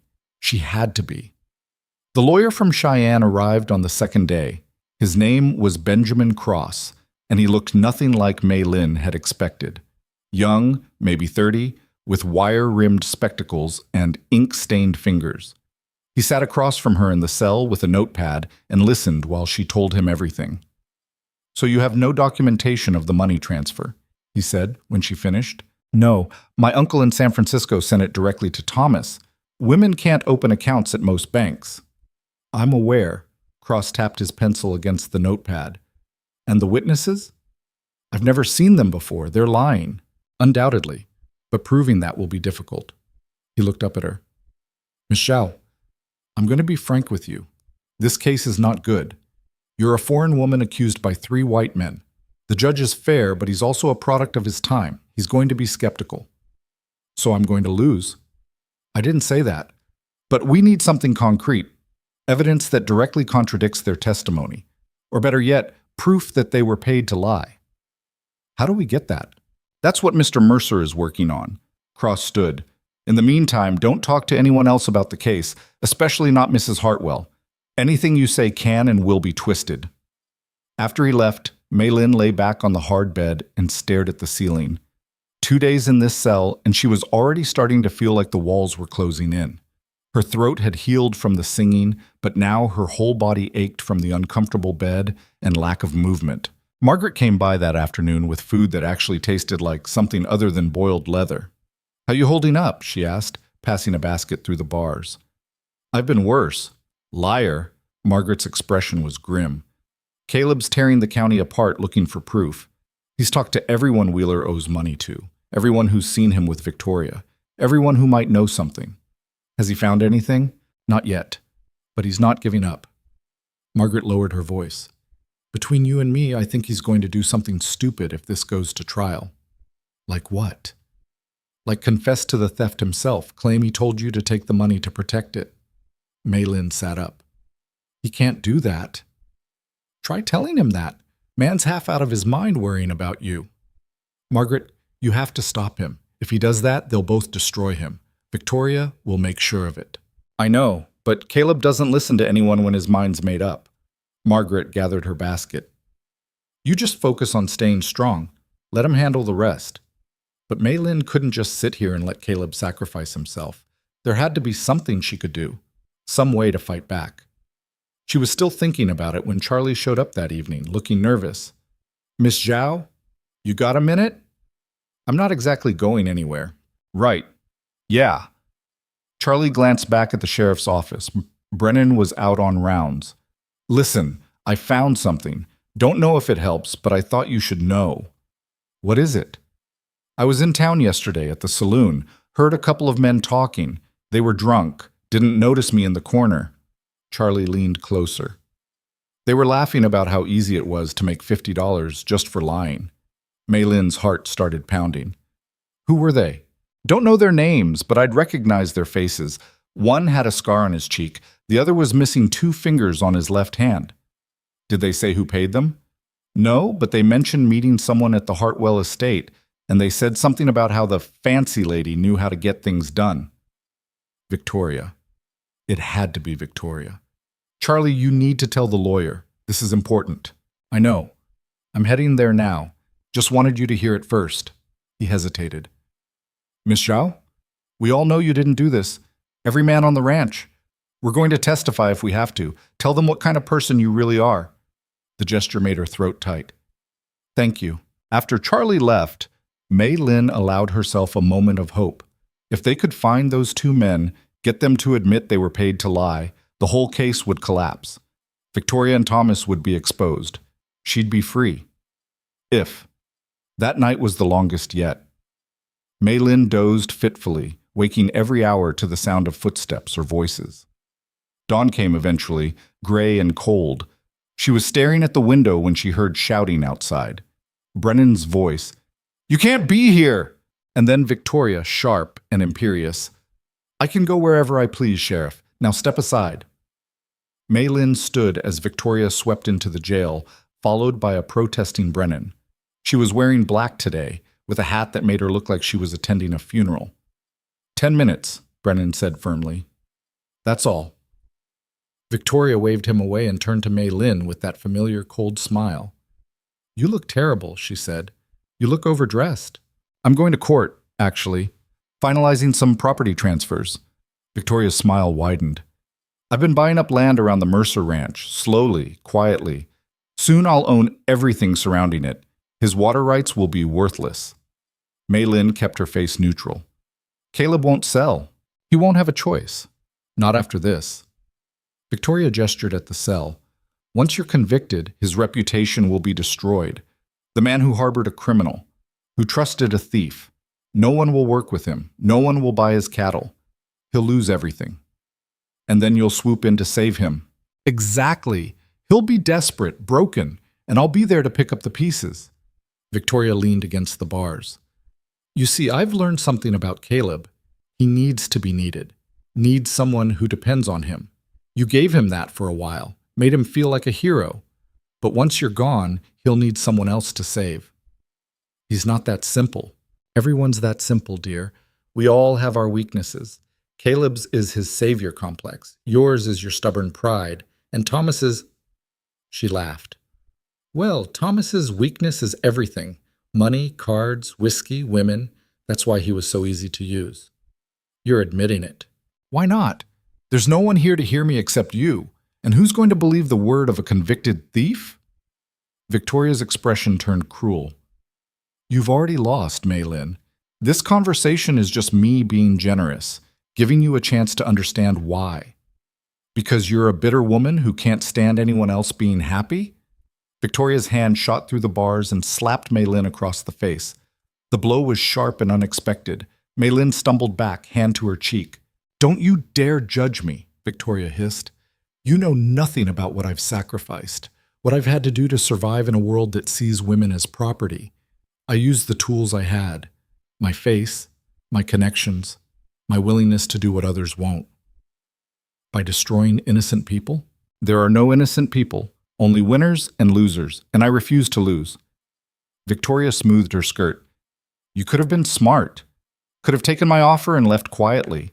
Instead, you chose pride. and now you'll spend the next 5 years in prison thinking about how foolish that was. Victoria. Maylin walked back to the bars. Her cheek throbbed, but she ignored it. You made one mistake. And what's that? You told me your plan, which means I know exactly what you're trying to do. Maylin smiled. And knowing is half the battle. Victoria's eyes narrowed. It won't matter. You're finished. She left in a swirl of black skirts. Brennan came back looking concerned. You okay? I heard a noise. I'm fine. Maylin's cheek was burning. She slapped me. Jesus, you want me to arrest her? Can you? Assault's assault, even if it happens in a jail cell. Maylin thought about it. Arresting Victoria would feel good, but it would also make her more dangerous, more desperate. No, she said finally. Let it go. You sure? I'm sure. After Brennan left, Maylin sat on the bed and replayed the conversation. Victoria had admitted everything, the plan to destroy Caleb, using Thomas, buying up the surrounding land, all of it. But Victoria was right about one thing. There was no one to hear it except Maylin, and her word against Victoria's would mean nothing. Unless. An idea started forming. Dangerous, possibly stupid, but it might work. Maylin was still thinking it through when Caleb showed up an hour later. He took one look at her face, and his expression went dark. Who hit you? It's nothing. Maylin, who hit you? Victoria came by. We had words. She got upset. Caleb's hands were shaking. I'm going to kill her. No, you're not. That's what she wants. For you to do something stupid so she can use it against you. I don't care. Well, I do. Maylin grabbed his hands through the bars. Caleb, listen to me. Victoria told me everything, her whole plan. She's buying land around your ranch. She's going to choke you out financially. Let her try. She also said something about Thomas, about him being easy to use because of his weaknesses. Maylin squeezed his hands. Charlie found witnesses, men who were paid to lie. If we can find them, get them to talk. Cross is already looking. Charlie told him this morning. Good. That's good. Maylin took a breath. I have an idea, but you're not going to like it. I already don't like anything about this situation. Victoria thinks she's won, thinks I'm broken. If we let her keep thinking that, she might get careless, might say something to the wrong person, or do something that exposes her. Caleb's jaw tightened. You want to use yourself as bait. Again. It's worked so far. You're in a jail cell, Maylin. That's not what I'd call working. But it got Victoria to admit her plan. And if she keeps talking, keeps getting confident, she'll make a mistake. Maylin met his eyes. We just need her to make it in front of someone who matters. Like who? Like the judge. Or someone he trusts. Caleb was quiet for a long moment. That's risky. Everything's risky at this point. If this goes wrong, then I go to prison, which is where I'm headed anyway if we don't do something. Maylin managed a smile. At least this way I'm choosing the risk instead of just accepting it. I hate this plan. I know. But I don't have a better one. Caleb pulled her hands through the bars and pressed them against his chest. When this is over, when you're out of here, I'm taking you somewhere safe, and you're never leaving my sight again. That sounds suffocating. Probably, his eyes were serious, but I'm done watching you put yourself in danger for me. It's not just for you. Maylin's voice was quiet. It's for me, too. For the life I'm trying to build. For the place I've found. She paused. For us. The word hung between them. Us. Like they were something more than employer and employee, more than allies in a fight. Caleb leaned forward and kissed her through the bars. It was awkward and desperate and perfect. When he pulled back, his eyes were dark. When you're free, he said, we're talking about this. About what? About us. About what this is. Okay. I mean it, Maylin. I know. She smiled. Now go. Find those witnesses before Victoria does. The trial was set for the next morning. Maylin spent the evening with Cross, going over her testimony. What to say. What not to say. How to stay calm when Thomas and his witnesses lied to her face. The key is to not show anger, Cross said. The judge needs to see you as sympathetic, wronged, not as someone with a temper. Even when they're lying? Especially then. Let me handle the cross-examination. You just answer truthfully and let the lies speak for themselves. It sounded simple. It probably wouldn't be. That night, Maylin barely slept. She kept thinking about everything that could go wrong, about spending 5 years in prison, about never seeing the ranch again, never seeing Caleb again, about dying alone in a cell, forgotten. Dawn came too soon. Brennan brought her a basin of water to wash with and a clean dress that Margaret had sent over. It was simple gray cotton, but it fit better than the borrowed clothes, made her look respectable. "You ready?" Brennan asked. "No." "That's honest, at least." He unlocked the cell. "For what it's worth, I hope Cross can prove you didn't do this." "Me too." The courthouse was packed. Maylin walked in with her hands cuffed in front of her, feeling every eye in the room. Caleb was in the front row, his expression carefully neutral. Margaret sat beside him. Charlie and Sam and the other ranch hands filled the row behind them. And in the back, looking like a queen surveying her kingdom, sat Victoria Hartwell. Their eyes met. Victoria smiled. The judge was a weathered man named Aldrich, with white hair and sharp eyes that missed nothing. He looked at Maylin with an expression that might have been pity or suspicion. Hard to tell. "All rise," the bailiff called. The trial began. Thomas's lawyer went first, laying out the case. Maylin Zhao, a desperate foreign woman, had stolen $200 in gold from Thomas Wheeler after he'd graciously agreed to marry her. When confronted, she'd fled to the Mercer ranch. She was a thief and a liar who deserved the full punishment of the law. Then came the witnesses. The first was a man with a scar on his cheek. He testified that he'd seen Maylin arguing with Thomas about money, that she'd threatened to take what she was owed. Cross's cross-examination was brutal. "You say you witnessed this argument. Where exactly did it take place?" "At the hotel, in the lobby." "What time?" "Evening, maybe 6 o'clock." "And what were you doing at the hotel at 6 in the evening?" "Just passing through." "Passing through a hotel lobby?" Cross raised an eyebrow. "That's an odd route. Where were you going?" The man hesitated. "I don't remember."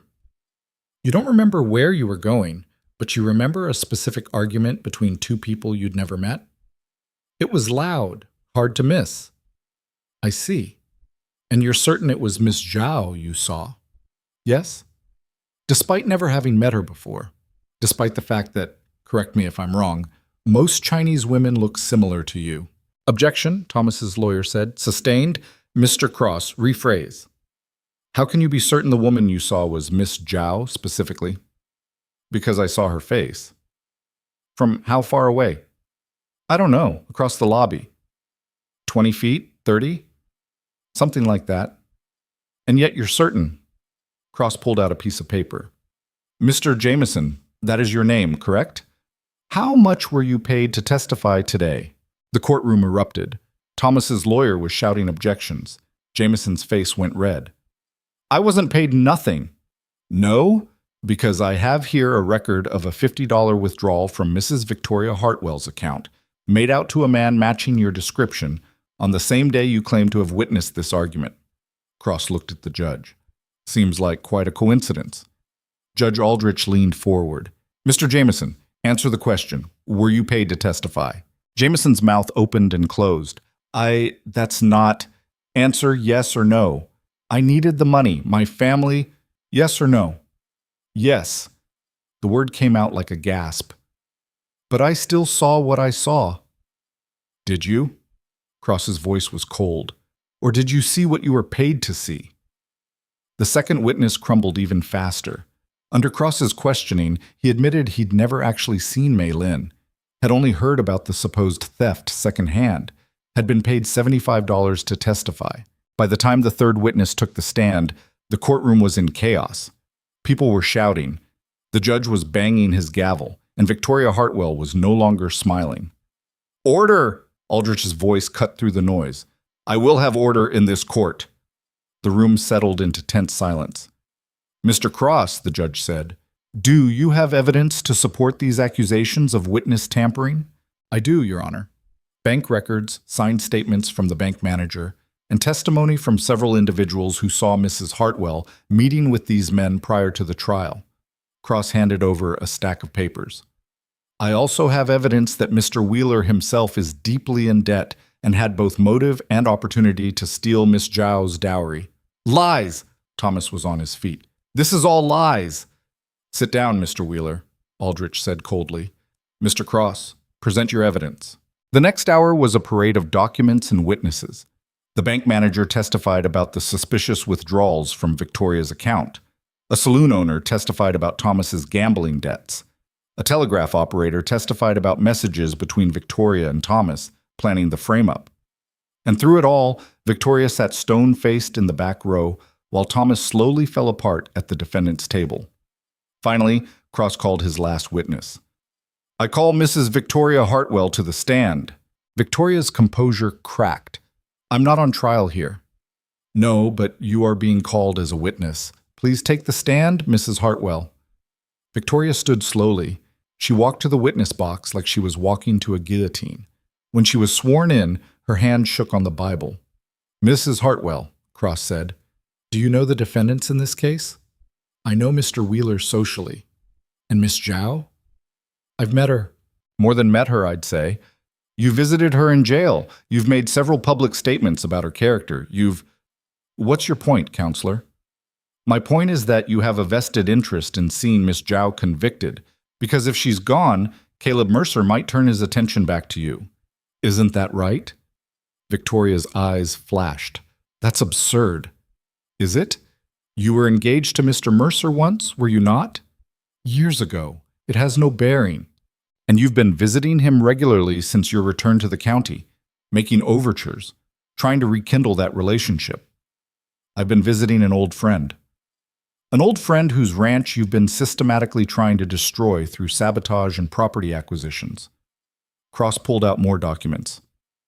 I have records of your land purchases, all surrounding the Mercer ranch, all designed to cut off his water access and force him to sell. Victoria's lawyer was objecting. The judge was banging his gavel, but Cross kept going. You paid 3 men to lie on the stand. You conspired with Thomas Wheeler to frame an innocent woman. You've committed fraud, witness tampering, and conspiracy, all because you wanted Caleb Mercer back and saw Maylin Zhao as a threat. That's not true. Then explain the bank records. Explain the land purchases. Explain why you visited Miss Zhao in jail and, according to the sheriff's report, assaulted her when she refused to confess to a crime she didn't commit. The courtroom exploded again. Victoria was shouting denials. Thomas was trying to slip out the side door, but the bailiff caught him. The judge was pounding his gavel so hard Maylin thought it might break. When order was finally restored, Judge Aldrich looked at Victoria with open disgust. Mrs. Hartwell, you're hereby charged with witness tampering, conspiracy to commit fraud, and assault. Bailiff, take her into custody. You can't do this, Victoria shrieked as the bailiff grabbed her arm. I'm Victoria Hartwell. My family... Your family has no power in this courtroom. Take her away. Victoria was dragged out screaming. Thomas Wheeler was arrested on the spot, and Maylin sat at the defendant's table watching it all unfold like a dream. Cross leaned over. I think we can call that a win. Judge Aldrich cleared his throat. Given the evidence presented, I'm dismissing all charges against Miss Zhao. The witnesses have been proven fraudulent, and the actual perpetrators have been identified. He looked at Maylin. Miss Zhao, you're free to go, with the court's apologies for your ordeal. Maylin stood on shaking legs. Thank you, Your Honor. Don't thank me. Thank Mr. Cross and whoever did the legwork to expose this conspiracy. Aldrich banged his gavel one final time. This court is adjourned. Caleb was there before the gavel stopped echoing, pulling Maylin into his arms. She buried her face in his chest and felt her whole body start to shake, not from fear this time, from relief. It's over, Caleb said against her hair. It's over. You're safe. How did you... All that evidence... Charlie and Sam spent 3 days tracking down witnesses. Cross worked through 2 nights preparing the case. And Margaret broke into Victoria's study and photographed her ledgers. She what? Don't ask. Caleb pulled back to look at her. Are you okay? Maylin nodded, then shook her head. then started laughing because she didn't know what else to do. I don't know. I think so. Ask me again in a few hours. I'll ask you every day for the rest of your life if I have to. They walked out of the courthouse together into afternoon sunshine that felt like a gift. The ranch hands were waiting outside, all of them grinning. Margaret was crying openly. Even Sheriff Brennan looked pleased. "Welcome back, Miss Zhao," Sam said gruffly. "Glad to be back. We got a celebration planned at the ranch. Margaret's been cooking since dawn. I need a bath first, and about 12 hours of sleep." "Fair enough." Sam tipped his hat. "But after that, we're celebrating proper. You saved this ranch. Time we showed you what that means to us." The ride back to the ranch was quiet. Maylin sat beside Caleb in the wagon, their shoulders touching, watching the mountains turn gold in the fading light. She felt hollowed out, like she'd been wrung dry and left to bake in the sun. But she also felt something else, something that might have been hope. "What happens to Victoria?" she asked. "Trial. Prison, probably. Her money might buy her a lighter sentence, but witness tampering and conspiracy are serious charges." Caleb's jaw tightened. "Thomas will go down too, maybe harder, since he actually stole the money." "Good." "Yeah." He was quiet for a moment. "I'm sorry you had to go through that. It's not your fault." "It feels like it is." "Well, it's not." Maylin looked at him. "You saved me. You and Charlie, and Sam, and Margaret, and Cross. You all saved me. You saved yourself. We just helped." They reached the ranch as the sun was setting.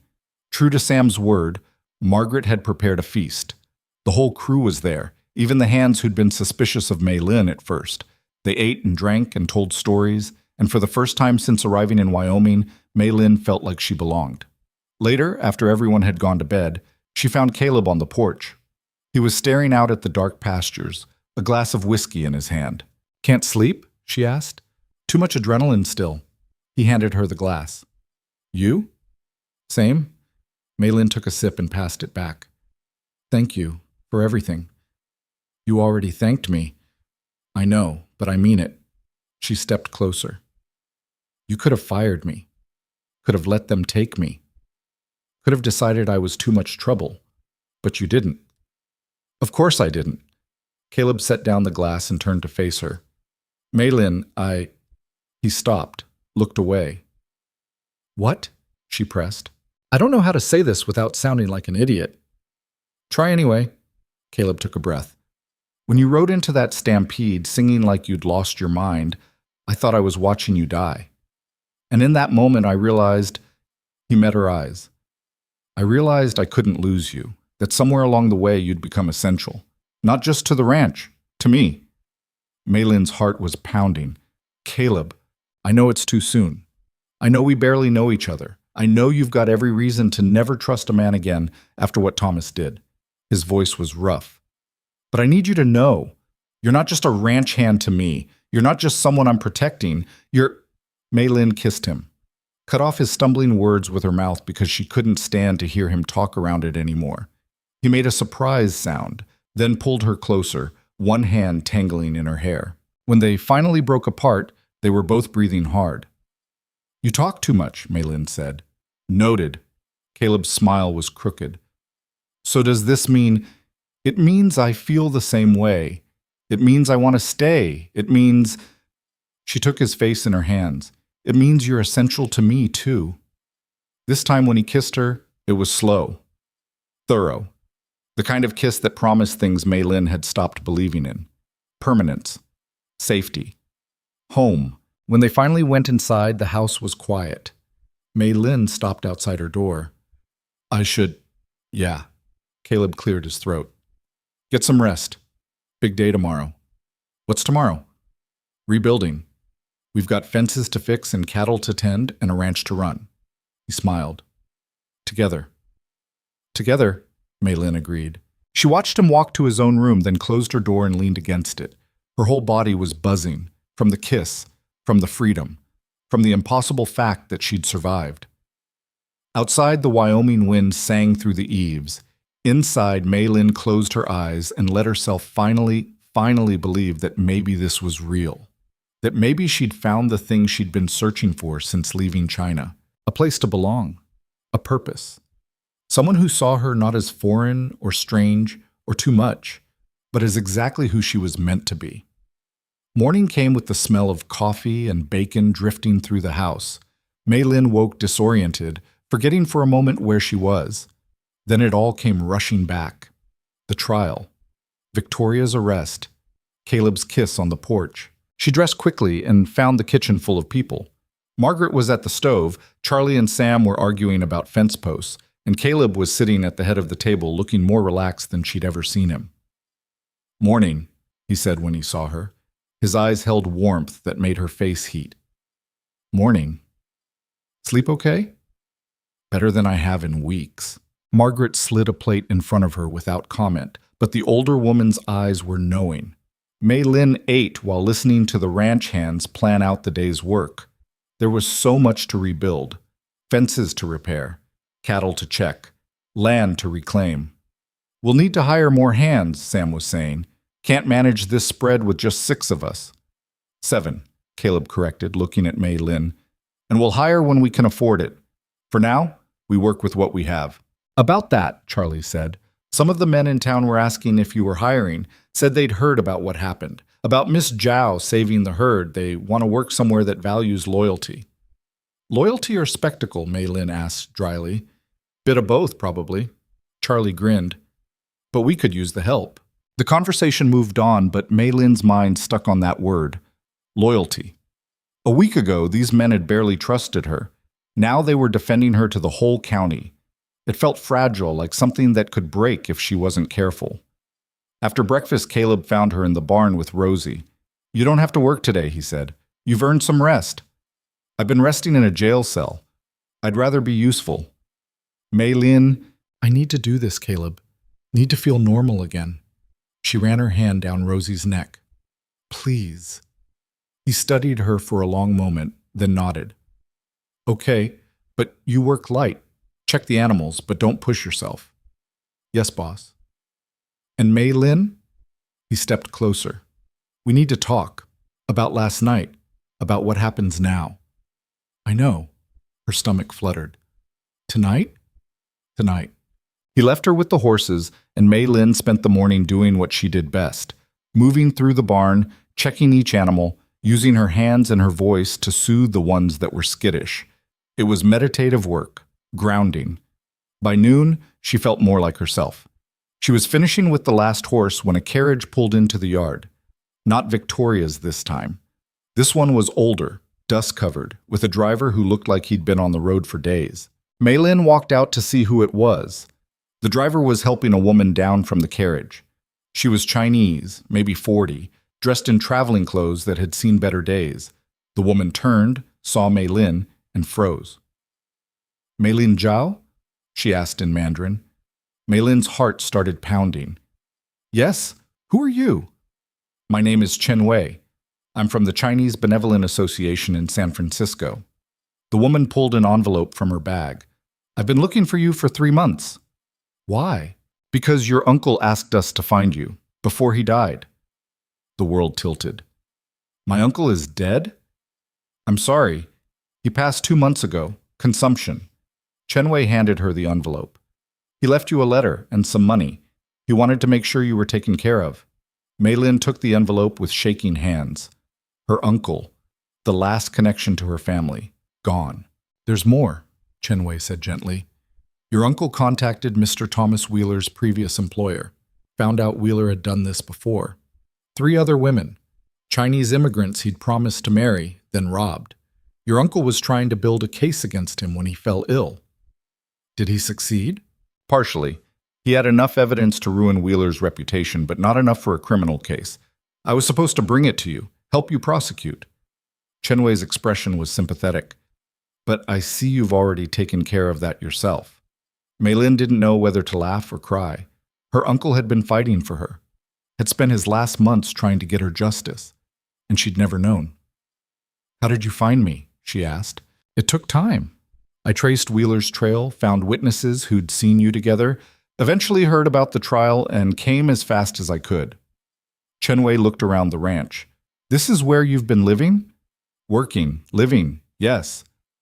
And they treat you well?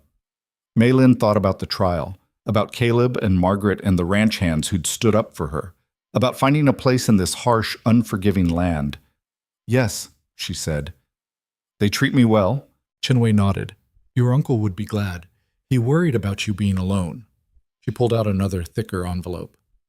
This is yours, $300, your uncle's savings. He wanted you to have it, to start over, or to go home to China if you wanted. $300. More money than Maylin had ever seen. Enough to buy passage back to China. Enough to start completely over somewhere new. Enough to leave. I can't take this, Maylin said. It's yours.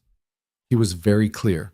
But, Miss Zhao, Chenwei's voice was firm. Your uncle loved you. This was his way of making sure you'd be safe. Honor his memory by accepting it. Maylin took the envelope. It was heavy in her hands, heavy with possibility and grief and the weight of choices she hadn't expected to face.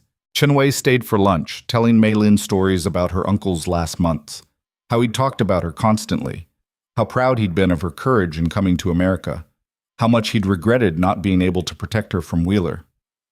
He said you were like your mother, Chenwei said, stubborn and brave and too kind for your own good. My mother would have been smarter than to trust Thomas Wheeler. I don't know.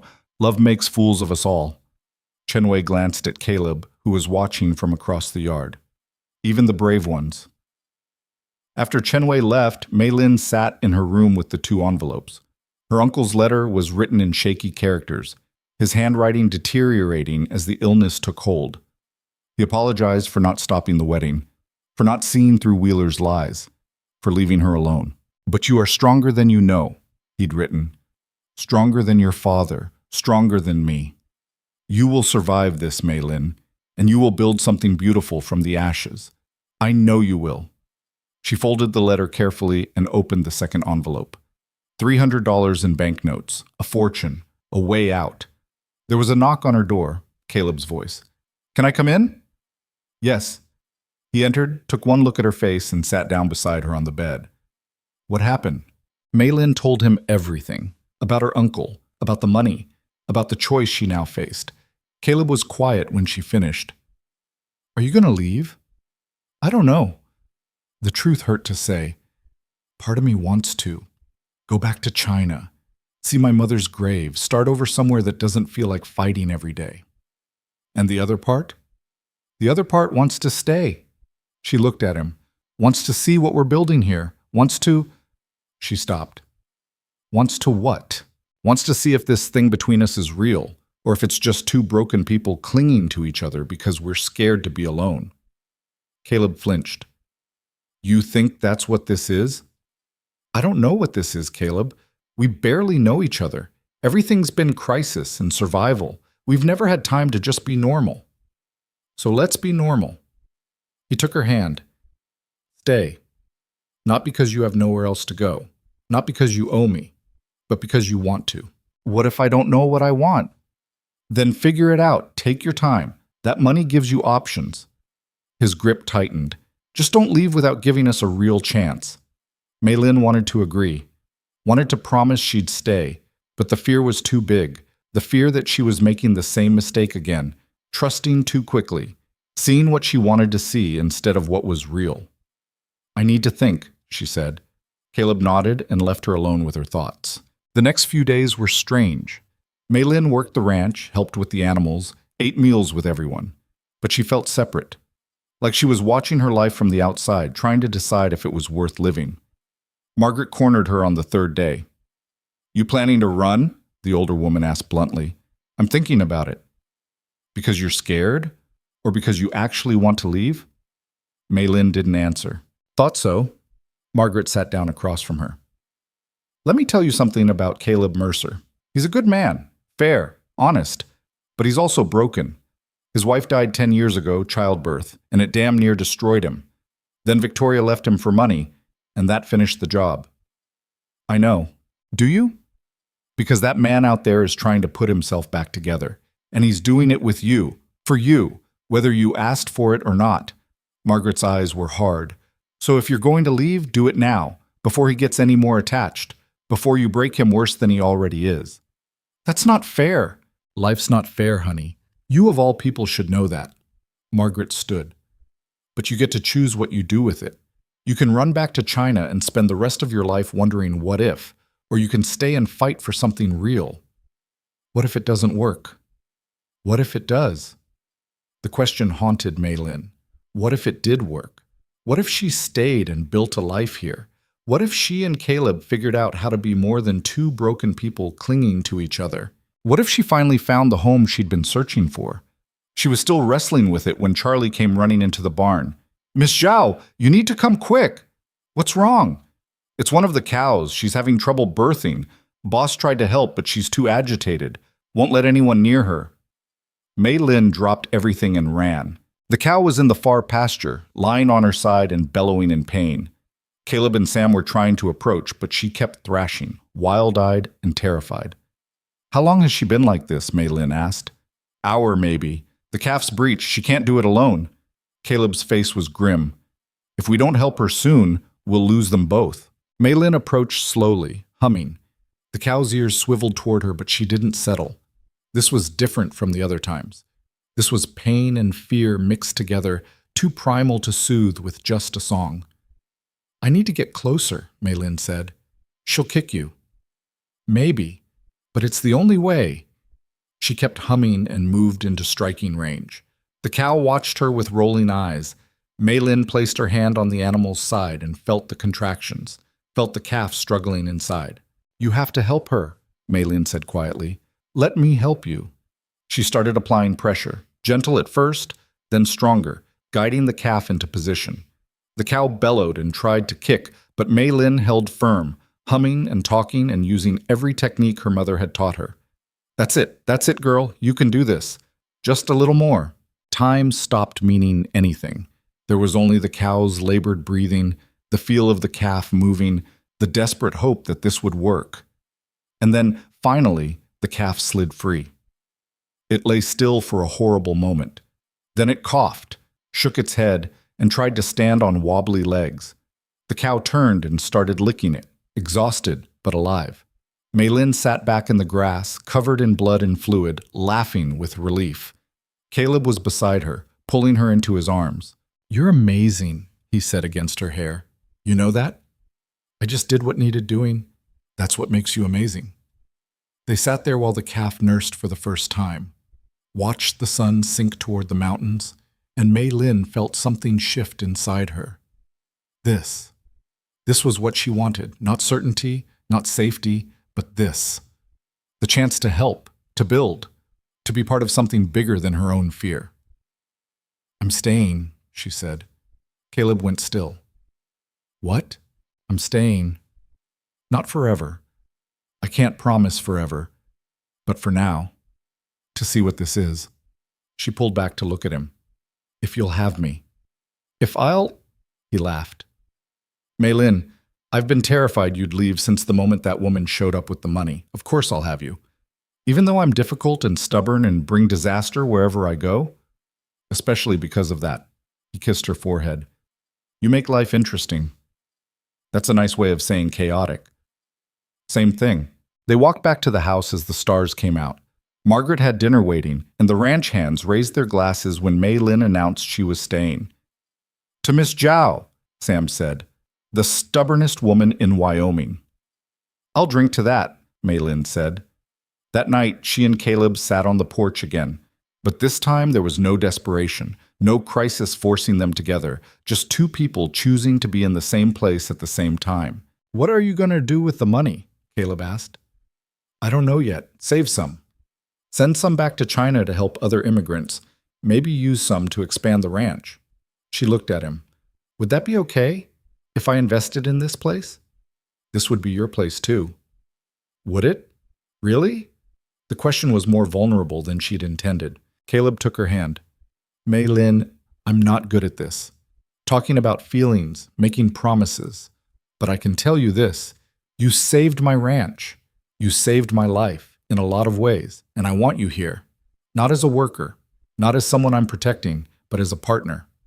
"A partner in what?" "Everything. The ranch, the future, whatever comes next. He hesitated. I know it's fast. I know we should probably wait, but I've already lost too much time being careful and scared, so I'm just going to say it. I love you. Maylin's breath caught. Caleb, you don't have to say it back.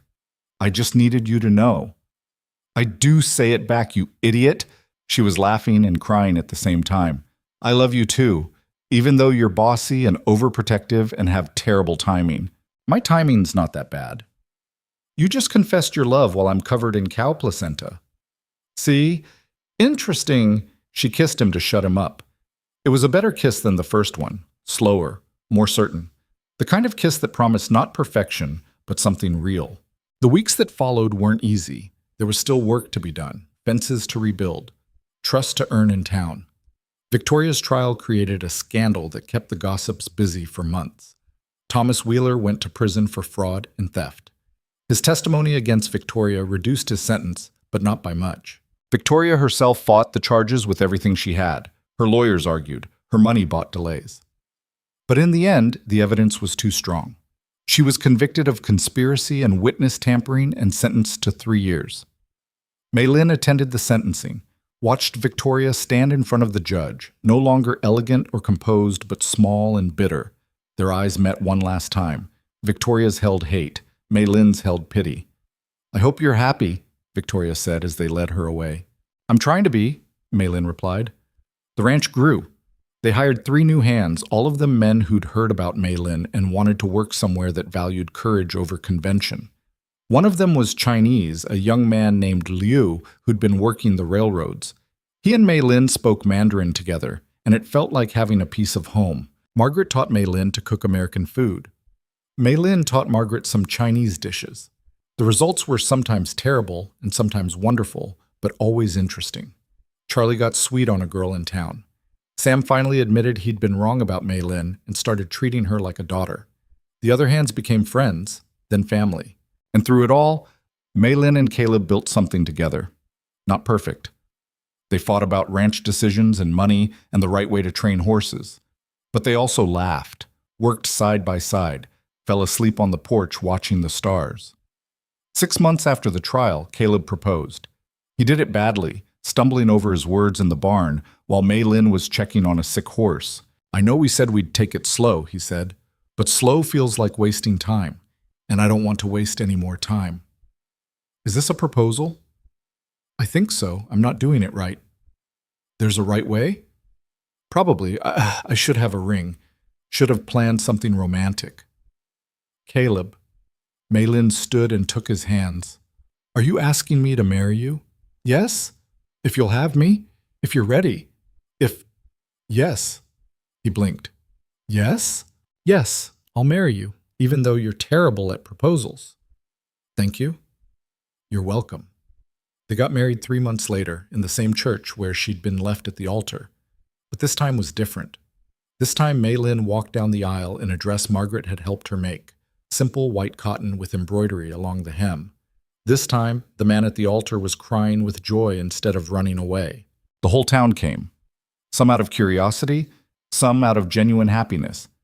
It didn't matter. Maylin walked toward Caleb with her head high, and when she reached him, he took her hands like he was afraid she might disappear. I'm not going anywhere, she whispered. Good, because I'm not letting you go. The vows were simple. Love, honor, cherish. For better or worse. In sickness and health. All the traditional words that meant something different when you'd already lived through the worst and survived. When the minister said, "You may kiss the bride," Caleb did it thoroughly enough to make people laugh. Maylin didn't care. She kissed him back and felt the last piece of fear finally let go. The reception was held at the ranch. Margaret outdid herself with food. The hands had decorated the barn with wildflowers. There was music and dancing and more whiskey than was probably wise. Sam gave a toast. To the boss and his bride. May they be as stubborn together as they are apart. To Miss Zhao, Charlie added, who taught us all that brave looks different than we thought. To second chances, Margaret said quietly. For all of us. Maylin danced with Caleb under the stars. Danced with Charlie and Sam and Liu. Let herself be happy in a way she'd thought was lost forever. Later, when the party was winding down, she found herself on the porch with Margaret. "You did good," the older woman said. "We both did. I meant you specifically, coming here with nothing, fighting for a place, building something real." Margaret looked at her. "Your mother would be proud." The words made Maylin's throat tight. "I hope so. I know so. Takes a special kind of strength to start over, to trust again after being burned." Margaret patted her hand. "You've got that strength, always have. I learned from watching you."